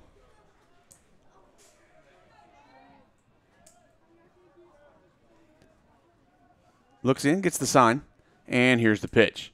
Swung on and missed. It's going to hit the ground, and they're going to have to do a little cleanup there. And they almost overthrew by Martin. Good job. Boozer there. By Boozer as he gets that one. It's kind of weird looking play, but it works. That's going to go down as a strikeout for Kerbo, or against Kerbo. And so now we've gone through, what are we through, 5 now? Yeah, 4 and a half. 4.5. Yep. And they're going to have Bass returning to the mound, so he is staying in the game. Yeah. So and maybe to this point, I don't want to say that Lindale has given up by any means, but it also may be to the point where you don't want to use any more arms right now because you still have a possible 2 games left if this one doesn't go the way you want it to go. Yeah. If you're thinking coach-wise on Lindale's side. Yeah, that's why I said earlier, if you pull him early, then you may reuse him. If now at this point, you're either going to go with Betts or you're going to throw somebody that you don't throw very often that might just be coming in just to kind of fill some innings. And definitely that would be the case if he does hit that pitch limit. And that could come into play because he has thrown a lot of pitches, being that he has gotten – I wouldn't say wild, but he had a lot of balls thrown, a couple innings. But it may be to the point now where you're kind of at a loss. I mean, you can't use him anyway in any later games, so you might let him just go ahead and run out on his pitch count and then then see and save your other arms for late. For the next two ball games. If again this one doesn't go, I mean it's not over yet. We've seen deficits be different. Yeah. Here's the pitch. And that one's in there for a strike. And, again, he's still in your ace. You're throwing him out here the first game, so, he's still capable of pitching well. So you just go with him and see what happens. And then if you can put some runs on the board here late in the game, you may still have a chance to do something here. And Buck Anderson, the designated hitter, is down 0-2 now. Excuse me. And if you're listening, make sure you like this video. Everyone that's watching, please like it. That really helps us out. Also, subscribe to our channel. You'll get notified when we go live. There's also some archive content on there as well that you can tune in and check out. We appreciate everyone, and especially if you're on Text Live, come on over and then do that for us, even if you're not on our channel. So the last 2 pitches that were thrown by Betts are balls on the outside. And so now the count is now even at 2. And here's the pitch. Good breaking ball. High fly ball. It's going to be the infield. And Powell is underneath it. Calls some people off, although nobody was around him. But that's going to be out. Number 1. So a good job there. Good breaking ball. Gets that pop up. Spencer Browning now going to step in. And a good boost for Betts right now would just to be 3 up, 3 down here. Yeah, he's had such a great season. You hate to see him struggle like this. Oh, yeah. But well, I mean, the season's not even near over yet right now, but you're right. I'm not seeing him play like this, and I've seen him, I think, pitch 3 times this season. And this is the 4th, and I haven't seen him pitch like this. And Pleasant Grove has done a good job of hitting him, but he also just hasn't had the same control that he's normally had. Here's the windup and the pitch from Betts. Good pitch right down the middle. That's going to go and hit somebody's car in the parking lot and give us strike number 2. 1-2 now the count. We need an insurance sponsor for that, Keith. Foul balls outside of the parking lot. They need insurance to sponsor our telecast. That's going to be outside. Every time the ball goes foul out of play, we just, hey, we can plug somebody. Anybody interested in that? That broken window is sponsored by. Yeah. That's going to be hit. That's going to go to Caden Fleming. He hadn't had much action today, but that was a good throw. Nice throw. That's Fleming over to Wagner, and a good 6-3 for out number 2. And so a good job there. And mentioning that, we are serious. If you're interested in sponsoring any of our broadcasts, we're still looking for some sponsors for next season. So reach out to us, netsnlive@gmail.com. Ty Boozer watches the first pitch go in there for a strike on the outside corner. Good job by Betts to put that in there. That was a great pitch. No ifs, ands, or buts about it. He put that one right across. Here's another one. That's a little high, however. Because that's how we do this. We don't charge you guys anything on our YouTube. And, we go out for free, don't charge the schools. And sponsorship helps us pay from our guys for their time and all our equipment and such. So that's going to be a fly ball back out into the parking lot. See, there's another one. Balls are trying to go home. It is getting late here. I think this is one of the later games that we've had because it was one of the later starts of this season. That insurance sponsor, man. It would be a good one. A lot of mentions. That one kind of I think he was going for a little breaking ball there, and he released it just a little late. That one bounced over in the opposite batting box. It's not going to be tonight that gets me, Keith. It's going to be tomorrow. You're not here tomorrow. No, tomorrow at work when I'm tired. Yeah, that is true. You'll come visit me in my office tomorrow, and I hope to be eyes wide open and awake. Yeah, I'm gonna turn in there, and I'm gonna hear. I'll be like, hey, wake up. I can't do that. 2-2 the count, and Boozer steps out of the batter's box. Takes time. Now he's back in. And Betts in the windup. Here's the pitch. Good pitch. Oh. However, low, says Mr. Umpire, and the count now now full at 3-2. It's important. It's an important pitch here for Betts. See if he can get out of this inning without allowing any runs and give his team a chance to get bring back this one in on there. the inside there. No, gets it over. Good hit over to Powell. Powell over to Wagner. Nice Wagner. Low field by the Wagner. Yeah, good stretch there to dig that one out a little low and gets out number 3. And what did I say would be a good thing for this one for Betts? 1, 2, 3. Yeah, go the Hawks. That's what you need at this point. 3 ups, 3 down, and the problem for zeros on the board. The problem for Lindale, Keith, is they got to face Halter again. Yeah, he's been very impressive tonight. So they've got to get some early base runners on in these last two innings to try to get, because they don't need to get outs and then get runners on and have to force them to get hits. They need to be able to get runners on and score early. So the Eagles down to possibly their final 6 outs as we head to the top of the 6th. We're going to take a short little break. This playoff game from Woods Field on the campus of East Texas Baptist University, brought to you by Azalea Orthopedics. Don't go away. We'll be right back. Struggling with mobility, chronic pain, work, or sports injury?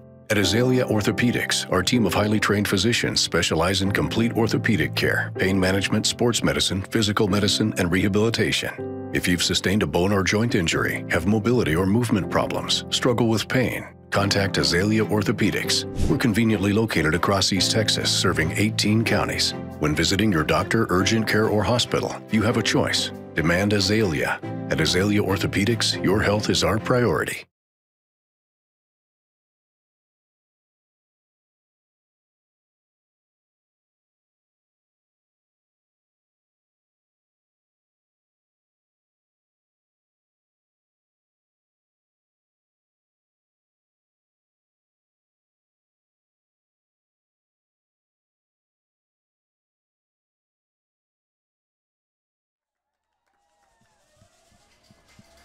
So Hudson LeGros leads things off. He watches the first pitch go by from Halter, and it's a strike.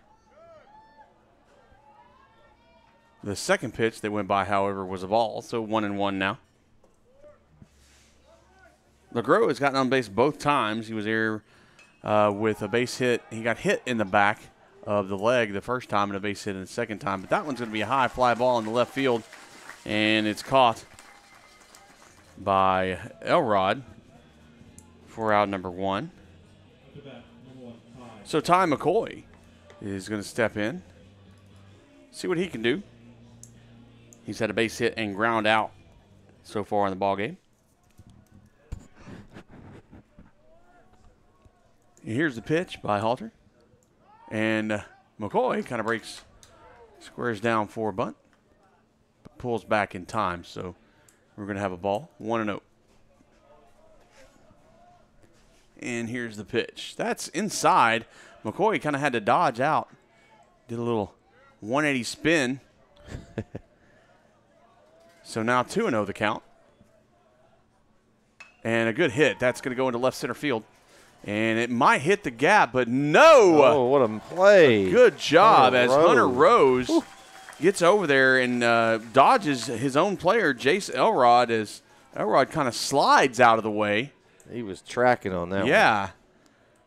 That looked to me, you know, I called it. It looked like it was going to drop, but lots of speed by Hunter Rose to get that play, and a good job for out number 2. And Carter Fleming now is up to bat. Here's the pitch, and off the glove of Cade Martin, and that's going to be a ball. Here's a pitch, and another hit out into the outfield. Hunter Rose again tracks that one in. So just like that, 1, 2, 3, go the Eagles. And that was a very quick half inning. Yeah, I think it was only, what, 5 or maybe 5 pitches there? Yeah, it's a good job by Halter. You know, Lindale they got a piece of the ball, just didn't put it where Pleasant Grove wasn't, and made for a quick inning. And Betts again heading out to the mound. I believe you're going to have a pitching change, maybe. Let's see. I don't think that's Betts. I think it maybe is. Nope, it's not Betts. That's Carter Fleming. In fact, he just flew out. So Carter Fleming is going to be the new pitcher, excuse me, for the Eagles. So Fleming was in right field. We'll see if they do any other shifting. Looks like number 1. It's like McCoy's out there. McCoy's going to be out there. So and I bet you that means that Betts is going to be at second. We'll see. Looks like he's right. Yeah, outside. I believe Betts is at second. Yep, Betts is at second. So Betts is going to be at second. McCoy's going to go out to right field, and Carter Fleming is going to come in and pitch probably the remainder of the ball game. So here it was, Keith. You just kind of rotate them out. So you take Fleming in here, Betts out there, McCoy. So that they stay on that right side of the field. This is one of those things you do a John Madden. If we had a little Telecaster thing, we just draw. You could draw it out. Yeah. Boom. So yeah, Ryan Betts is going to go there. I need you to figure out how to do that. You know me. I'll work on it. So we will see how this goes. As number 6, Jace Elrod is going to come in. No, I'll ask you. Have you seen Carter Fleming pitch this year? I have not. Okay. This will be my first opportunity to see him. He has, in fact, I will tell you, I talked to the coach for the Eagles earlier today, and Fleming was actually not on the list of pitchers that he has had this season. So get this. So is this a Jose Canseco where you just bring in somebody you don't want to waste it on? I mean, I know it's funny, but you know what I'm talking about. But you're right. You bring somebody that's not going to be a factor in the future games, who has probably pitched in practices, just here and there and around the square type of situation, as now he's pitched 2 pitches and they've both been a ball. Because you don't want to burn somebody's arm right here that you right. need tomorrow or Saturday. That was a good little pitch right there and there for a strike. But I really bet you this is a guy that you use in practice. This is your practice pitcher in practice. so you don't wear out your regular pitchers. This is a guy that you use. He can pitch, but he's not your go-to guy in a game. It's probably like when you grow up and you played Little League and all that, how like pretty much all the good players pitch. He's probably pitched before, but on this team, may not need to pitch. And he's a freshman. That's true. And maybe you just hadn't been to a position where – and also, and I don't know when he was brought or when he – if he's played on varsity all year long. I think he's – in some of the district games he did, but who knows. And maybe he just wasn't established. Rung him up. Well, Goodness gracious. Welcome, I'm sorry. Welcome to the game. We've been sitting here talking, and I apologize. Welcome we got to listeners the game, going – Carter Fleming. Yes. I'm sure we're having a lot of people going, we just want to know what's going on with the game. Well, let's just say he rung him up there, Lindale fans. Good job by Carter Fleming with a strikeout for Jace Elrod. Brenton Clark, is stepping in. I think what happened is, Keith, he heard us up here saying that he was just coming in as Jose Canseco. He's like, I'm going to show these guys what I can do. Want to know the count to Brenton Clark. And Fleming with his pitch. Good pitch down the middle. Wow. Yeah. So 1-1 now the count. And you talk about, too, this could be a big moment where Fleming is getting some reps in the playoffs. And that's going to be a high fly ball into left field. LeGros back and right in front of the warning track makes the catch for out number 2. So Fleming's coming in and doing a great job so far. Struck out the first one.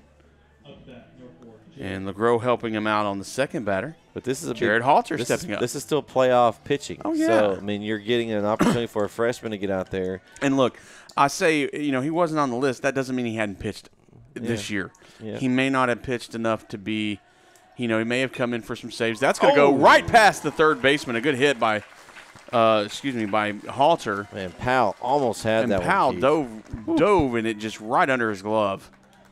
That was a great effort by Powell.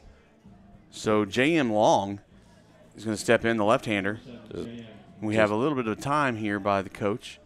Maybe bringing in a courtesy runner for Halter. Maybe a courtesy runner, as Halter is the pitcher. And that's usually what happens, especially since there's 2 outs. Yep. And that's what you're going to do. You're going to bring out number 18, and that's going to be Drew Walters, the sophomore. He's going to come out as a courtesy runner. So with 2 outs, 1 on.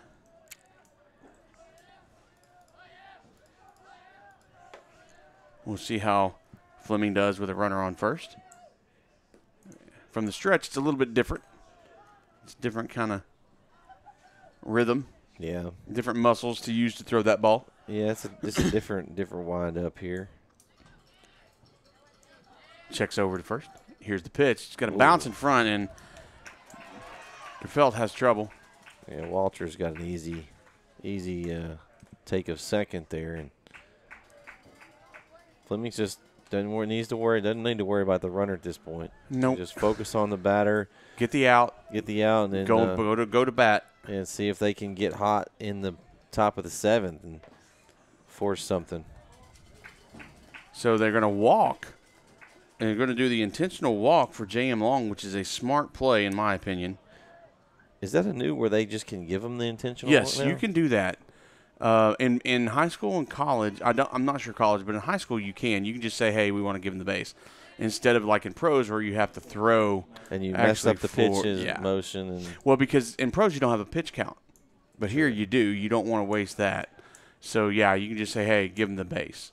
So now you got to force at any bag in the field. That's going to bounce off home plate, and the runners are now going to advance. So now what do you do, Brett? You walk this You just – yeah. So basically you just walked a runner to create a force. But look who's on deck. Yeah. Rose. Yeah, you got Hunter Rose. I don't know that. But you got Cade Martin now, who's got a strikeout, a base hit, and a fly out. But Hunter Rose has had a fly out, and a ground out. So, I mean. Yeah, I don't know. I think at this point it's only 1 strike or 1 ball. So yeah. I think you've got to pitch to him. You only need 1 out. So, forcing a double plays doesn't really matter at this point. The play is still at first base. Right. So I think you just pitch to him and take your chances there.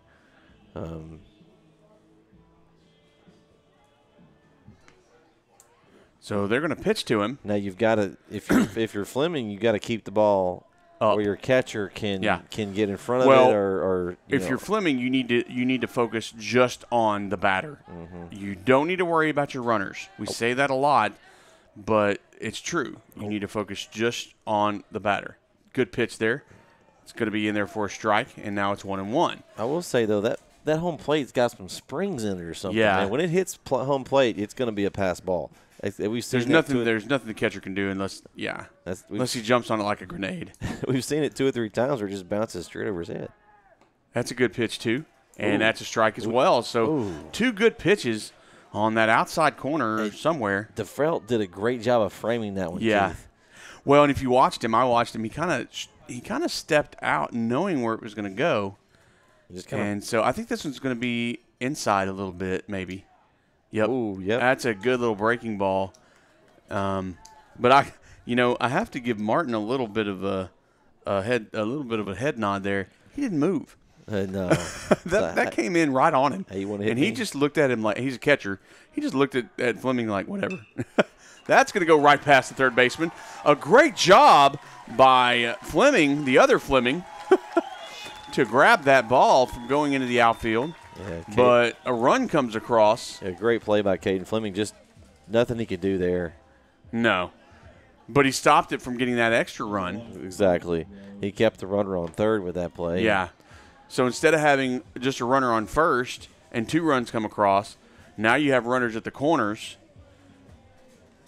And a courtesy runner is going to come in, Jamarian Richardson, another freshman for the catcher, Martin, as Hunter Rose is now on. So, yeah, final from Nevada Community. Gunter 1, Rain 0. So, first game goes to Gunter there. Do we have anything on Brownsboro? Are they playing tonight? It's a throw over? I haven't seen them yet. I'll see if I can find some scores. So a throw over to first is in time, not in time. So Jamarian gets back. 1-0 the count. 2 out, 2 on. 9-3 is your score. Here's the pitch. That's going to be low. Kind of got away, but DeFelt gets it back. DeFelt also a freshman coming in, doing a good job behind the plate tonight. Rose steps in, looking to expand this lead.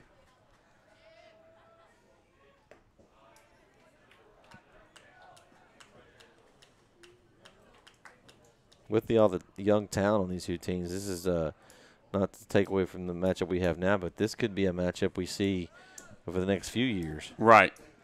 Here's the pitch. That's going to be low. And, Brett, the winning run is now coming up to the plate.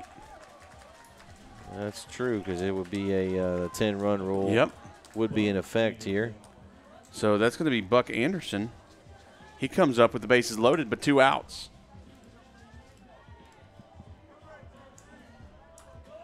So it's 9-3. Bases loaded, 2 outs for the Hawks. And Anderson represents the winning run on the 10-run rule. That's going to be high and outside for a ball. And we have actually seen a game end in the playoffs here recently with a walk-off walk. That's going to be a throw and gets away in a very, very bad throw from DeFelt to Wagner over at first, and a run's going to come in. That's probably one that DeFelt would like to have back. Yeah, he is going to be kicking himself on that one. So now it's 10-3 with runners at second and third. Pardon me.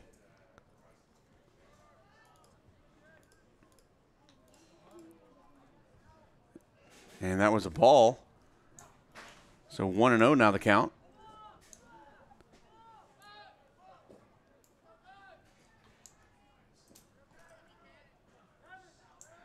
Here's the pitch by Fleming. That's a hit that's going to go back, so that's going to be a strike. Got another final for us here. Shout out to my man, KO Kyle Owens, for providing this one on Twitter. You got Harmony 6, White Oak 2 in 8 innings. Wow. So Harmony leads that series 1-0. That must have been a good game. Harmony's got some that good junior class. They went pretty deep in football, and now looking to go deep in baseball as well. That's going to be hit out into right field, and that may drop. It does. And it's fair, right on the right field line. And McCoy loses it, and it bounces off the wall, and 2 runs come across. And now the winning run is represented 90 feet away on the third base. Man. And that one bounces right inside That was of right field, and McCoy tries to grab it, and it kind of gets away from him, and it bounces off the brick wall out there and goes deeper into foul territory. McCoy bounced off the wall himself. if you could put a perfect hit to put somewhere, that could be one of the places to put it. Right down the line with that little cut where it just rolls over into foul territory. So a base hit wins the ball game right here. An errant pitch wins the ball game right here. So a lot on the line here with this at bat for Carter Fleming. That's going to be high. And you got to think he's going to be trying to keep those as high as he can. Yeah, he's not. He doesn't want to hit that plate with one. That Right. guy's for sure. Because if that, I mean, That's going to yeah, hit and the game. Felt's going to be working hard. He's done great all game to keep things in front of him. And that's going to be low. So that's ball 3, 3-0 the count. Luckily, no one's in front of him there except on third, so a walk won't hurt anything. Here's the pitch. That's going to be outside for a ball. So now runners at the corners. Now you got to think smart.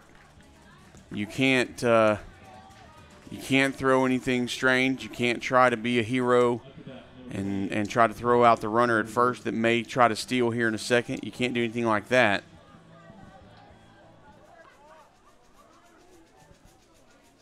And Ty Boozer is going to head in.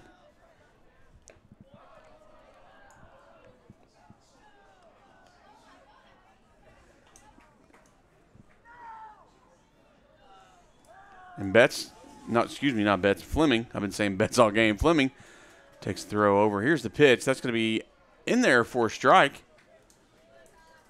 I got something that I think changed, Keith. When he had to go to the stretch, Yeah. it kind of threw off his. He started off well. This inning, Fleming did. And You when he don't went get to as much power.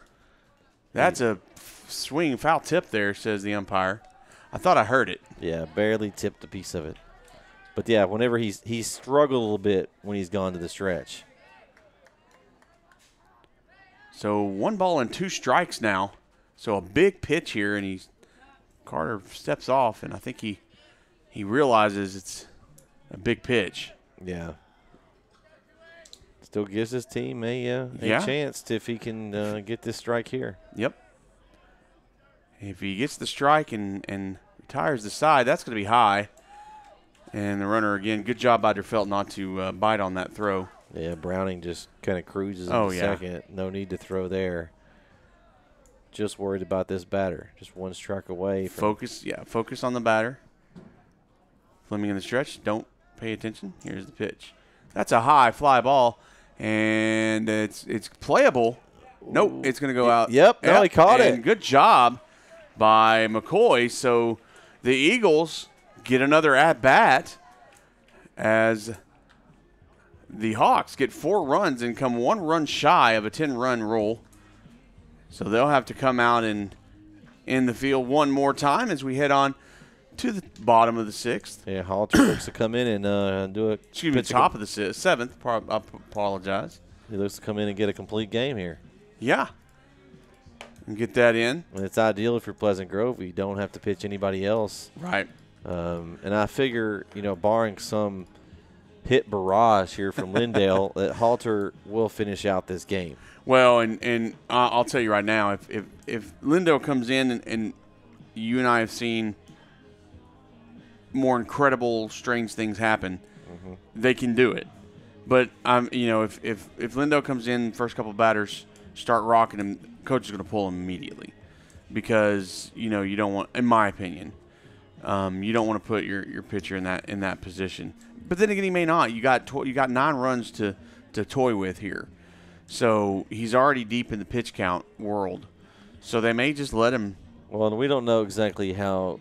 Not having seen Pleasant Grove a whole lot this year, right. We don't know how deep they're. I'm sure they've got some arms over there, I imagine. Right. But we don't know how many arms they have. So, just from me on an outside perspective, I'm riding my horse. He's gotten me this far, unless he just completely gets rocked and we get to where there's, tying run on or something crazy like that. Right. I'm riding him out. Like my dad said, you go home with the one that brung you. Exactly. And that saves any other arms that you possibly might need over the next few days. So Luke Wagner is going to lead things off here in the top of the 7th. Here's the pitch from Halter. That's going to be outside bouncing.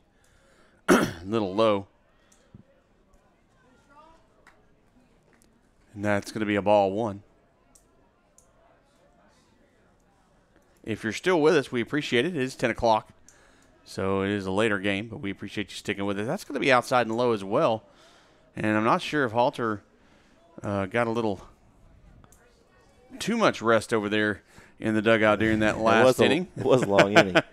And I will say, let us know if you appreciate it. If you enjoyed tonight's broadcast, let us know. Give us some shout outs if if there's something you don't like, maybe our jokes aren't funny or something, Well, we're both dads, so we have weird dad jokes. That one was in there for a strike, says the umpire. So it's 2-1. That's going to be hit over to Long, and Long over to Boozer. Long. And that gets out 1. Every single one of these guys from Pleasant Grove has a gun in the infield. Yeah. It's like a zip line straight over to first. And that's why they're all commits to Arkansas. Yes, that is true. That is true. And let's try to get some more. We got 5 likes on this video tonight so far. Let's try to get that to double digits. If you're watching the video, go ahead and like it for us. That really helps us out. We provide these, especially the audio, for free for you, so they'll really help us. And Caden Fleming watches that one bounce in like a basketball for ball 1. I think I don't know. Halter, I think, was trying a new pitch there, because that one bounced right before the that one's going to be fair. No, foul. Oh, that was really close. And that looked to me that, I don't know, Lindale chalk flew. He didn't like it. He's staring the umpire down out there. He's like, hey, really? That looked to me like it hit white, which in my opinion, if come on, chalk umpire, flies, it's fair. Give us a break here. But hey, we got 6 likes. There we go. Woo-hoo. There we go. We got another one. 4 more. Let's go. 4 more, guys. Here's the pitch by Halter, and that's definitely foul ball. So 1-2 now the count. And our Wisconsin that's going to be our winner tonight. Is that going to be our winner? Tish LeGros? I think it's a little farther than Indiana, right? We have to use geography to figure that out. I think Wisconsin, where's our map? Yeah, Wisconsin I think is our winner for tonight's longest. And that's a good breaking ball, but it's a little low, says Mr. Umpire. So that's going to even the count at 2. Our longest away viewer, viewer or watcher or listener. We've had Delaware before, and we've had San Francisco before, but not tonight. Or not that we know of, at least. Not that we know of. But we appreciate everybody that 8 watches likes. and listens. 8 likes. Awesome. Keep them going. 2 more. Let's go. Let's get 10 at least. Come on. But we appreciate everybody that watches and listens to us. We love doing this.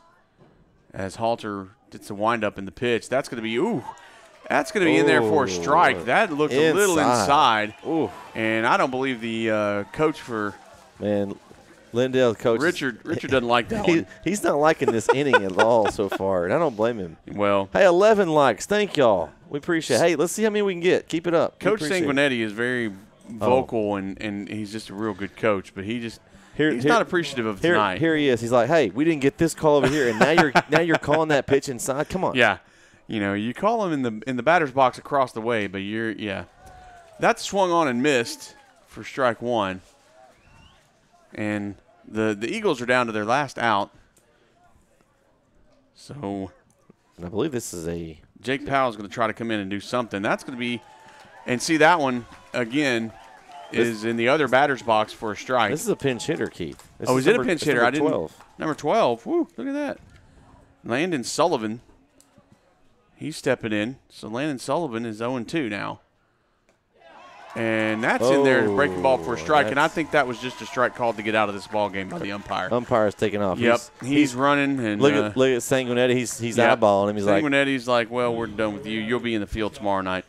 It won't be behind the plate. So he may not want the third baseline guy either, because he. Well, there's 4 to choose from. One's not going to do it, so we'll see what happens tomorrow night. But that's going to be our ball game as the Pleasant Grove Hawks take it 12-3.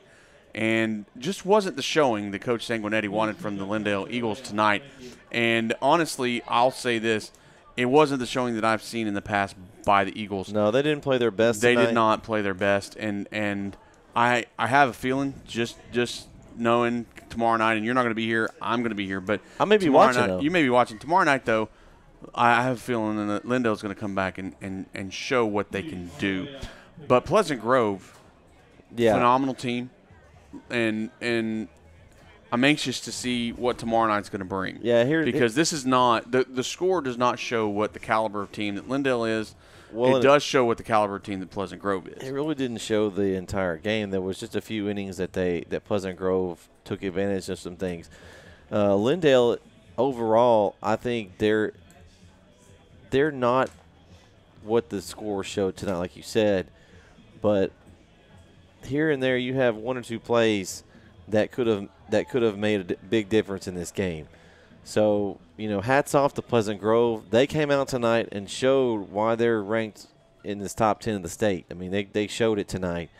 But if you're Lindale, good news for Lindale fans, it's a 2 out of 3 series. Yes. It's not a one and done. They didn't do a one and done. So they were smart about it. So you're probably going to start LeGros tomorrow night. We've seen him be super unhittable this season at times.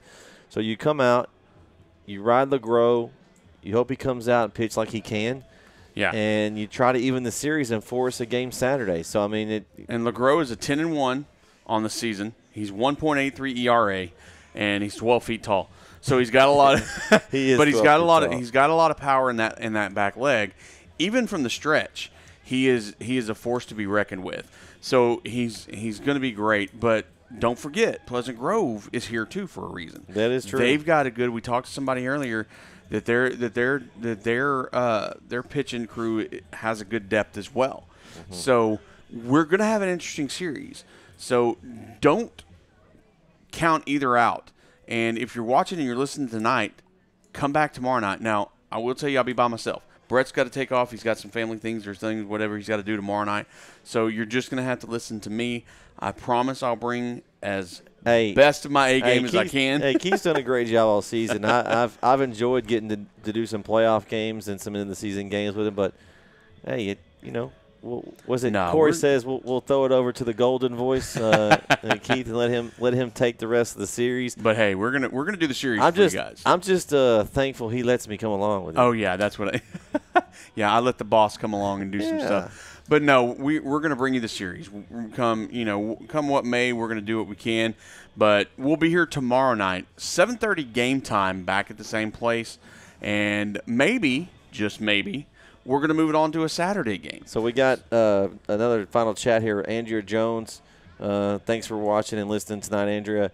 Not the outcome we wanted, but we'll be fighting tomorrow. Go Eagles. So yes. She's just like we said. I mean, tomorrow's a new day. You never know what tomorrow's going to bring. So, plays here and there. We talked about the keys of the game before, the errors and things that were big in this game. The pitching matchup, getting ahead. What we talk about, staying close. Yeah, and I think that one inning, that second inning that Betts just struggled with the walks, and I think that just got in his head, and he just. It was the second and the fourth. Yeah, was when he struggled. Yeah. He had that last inning, but it was just a pile on. Right. The second and fourth inning when he didn't have control, he walked a lot of runners, and gave them Pleasant Grove some extra runs that maybe normally he wouldn't have given. Right. And that was the difference, and that just kind of put them down, and it kind of, I want to say demoralized, but the team was down. Pleasant Grove was over here having a good time. Chatter was high, the energy was high, and that was tough to come back from. But I'm going to call it tonight. If you're going to have a player of the game, and we haven't done it really, but I'm going to say that probably Jared Halter is going to be your player. Oh, of the yeah, game. that's where I was going. Yeah, Halter. Jared Halter is going to be your player of the game. The guy played the entire game.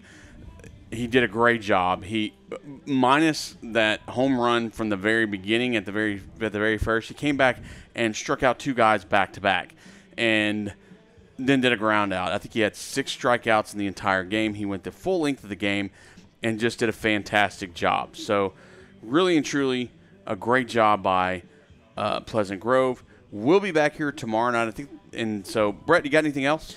Man, I just want to thank everyone for tuning in again. Thanks for liking our video. You can still like it and subscribe. Go check out all our content that we've got. You know, Keith's got a library full of great baseball games. Kyle and Jeremy as well have got some games. We've got a lot going on at NETsn. This is just basically year 1 for us as a network. And if you're listening or watching, maybe you're not for either team, you're just checking us out, and you'd like your team covered, let us know. We're also looking for sponsors, like we said. So reach out to us if you're interested in any of those. netsnlive@gmail.com. We've got lots of big things in the mix coming up for the next season. Azalea Orthopedic will be our main sponsor. We'd like to thank them for sponsoring tonight's broadcast. But again, lots of big things coming. Stay tuned. We'll have some big announcements coming over the next few months. And we've got maybe some more baseball this series, and we'll see if we're able to fit any more. We're going to try to get some more games on if we can. But it's been a fun season overall, and I've enjoyed it. And, you know, Keith, take us home tomorrow. Oh, yeah. So I'll be with you tomorrow night and maybe even Saturday. We'll just depend. It'll be me the rest of the way with you this week for this series. So, but, hey, we're going to head off here. I've got a shout-out, too. Oh, what's up? Rob on camera did a great job tonight. Rob has been with us. Yeah. We don't forget Rob. He won't be with us tomorrow night either. Yep. But he did a great job for us tonight on camera and during the playoffs when he's been able to, and kind of gives us the up-close and personal, professional-looking action camera that we love to have. Yeah, we try to go above and beyond some as best we can. We don't want to forget him. You know? Yeah, he's done a great job for us. So that's going to do it for us here at Woods Field on the campus of East Texas Baptist University. We want to thank you for sticking with us on this late start and late night here at East Texas Baptist. Hey, Brett, I want to thank you for being with me tonight. And for the rest of you, I will see you tomorrow night. Please join us on NETsn Live or here on YouTube. And that'll be all. Hey, we'll see you again tomorrow night. Have a good one. Struggling with mobility, chronic pain, work, or sports injury? At Azalea Orthopedics, our team of highly trained physicians specialize in complete orthopedic care, pain management, sports medicine, physical medicine, and rehabilitation. If you've sustained a bone or joint injury, have mobility or movement problems, struggle with pain, contact Azalea Orthopedics. We're conveniently located across East Texas, serving 18 counties. When visiting your doctor, urgent care, or hospital, you have a choice. Demand Azalea. At Azalea Orthopedics, your health is our priority.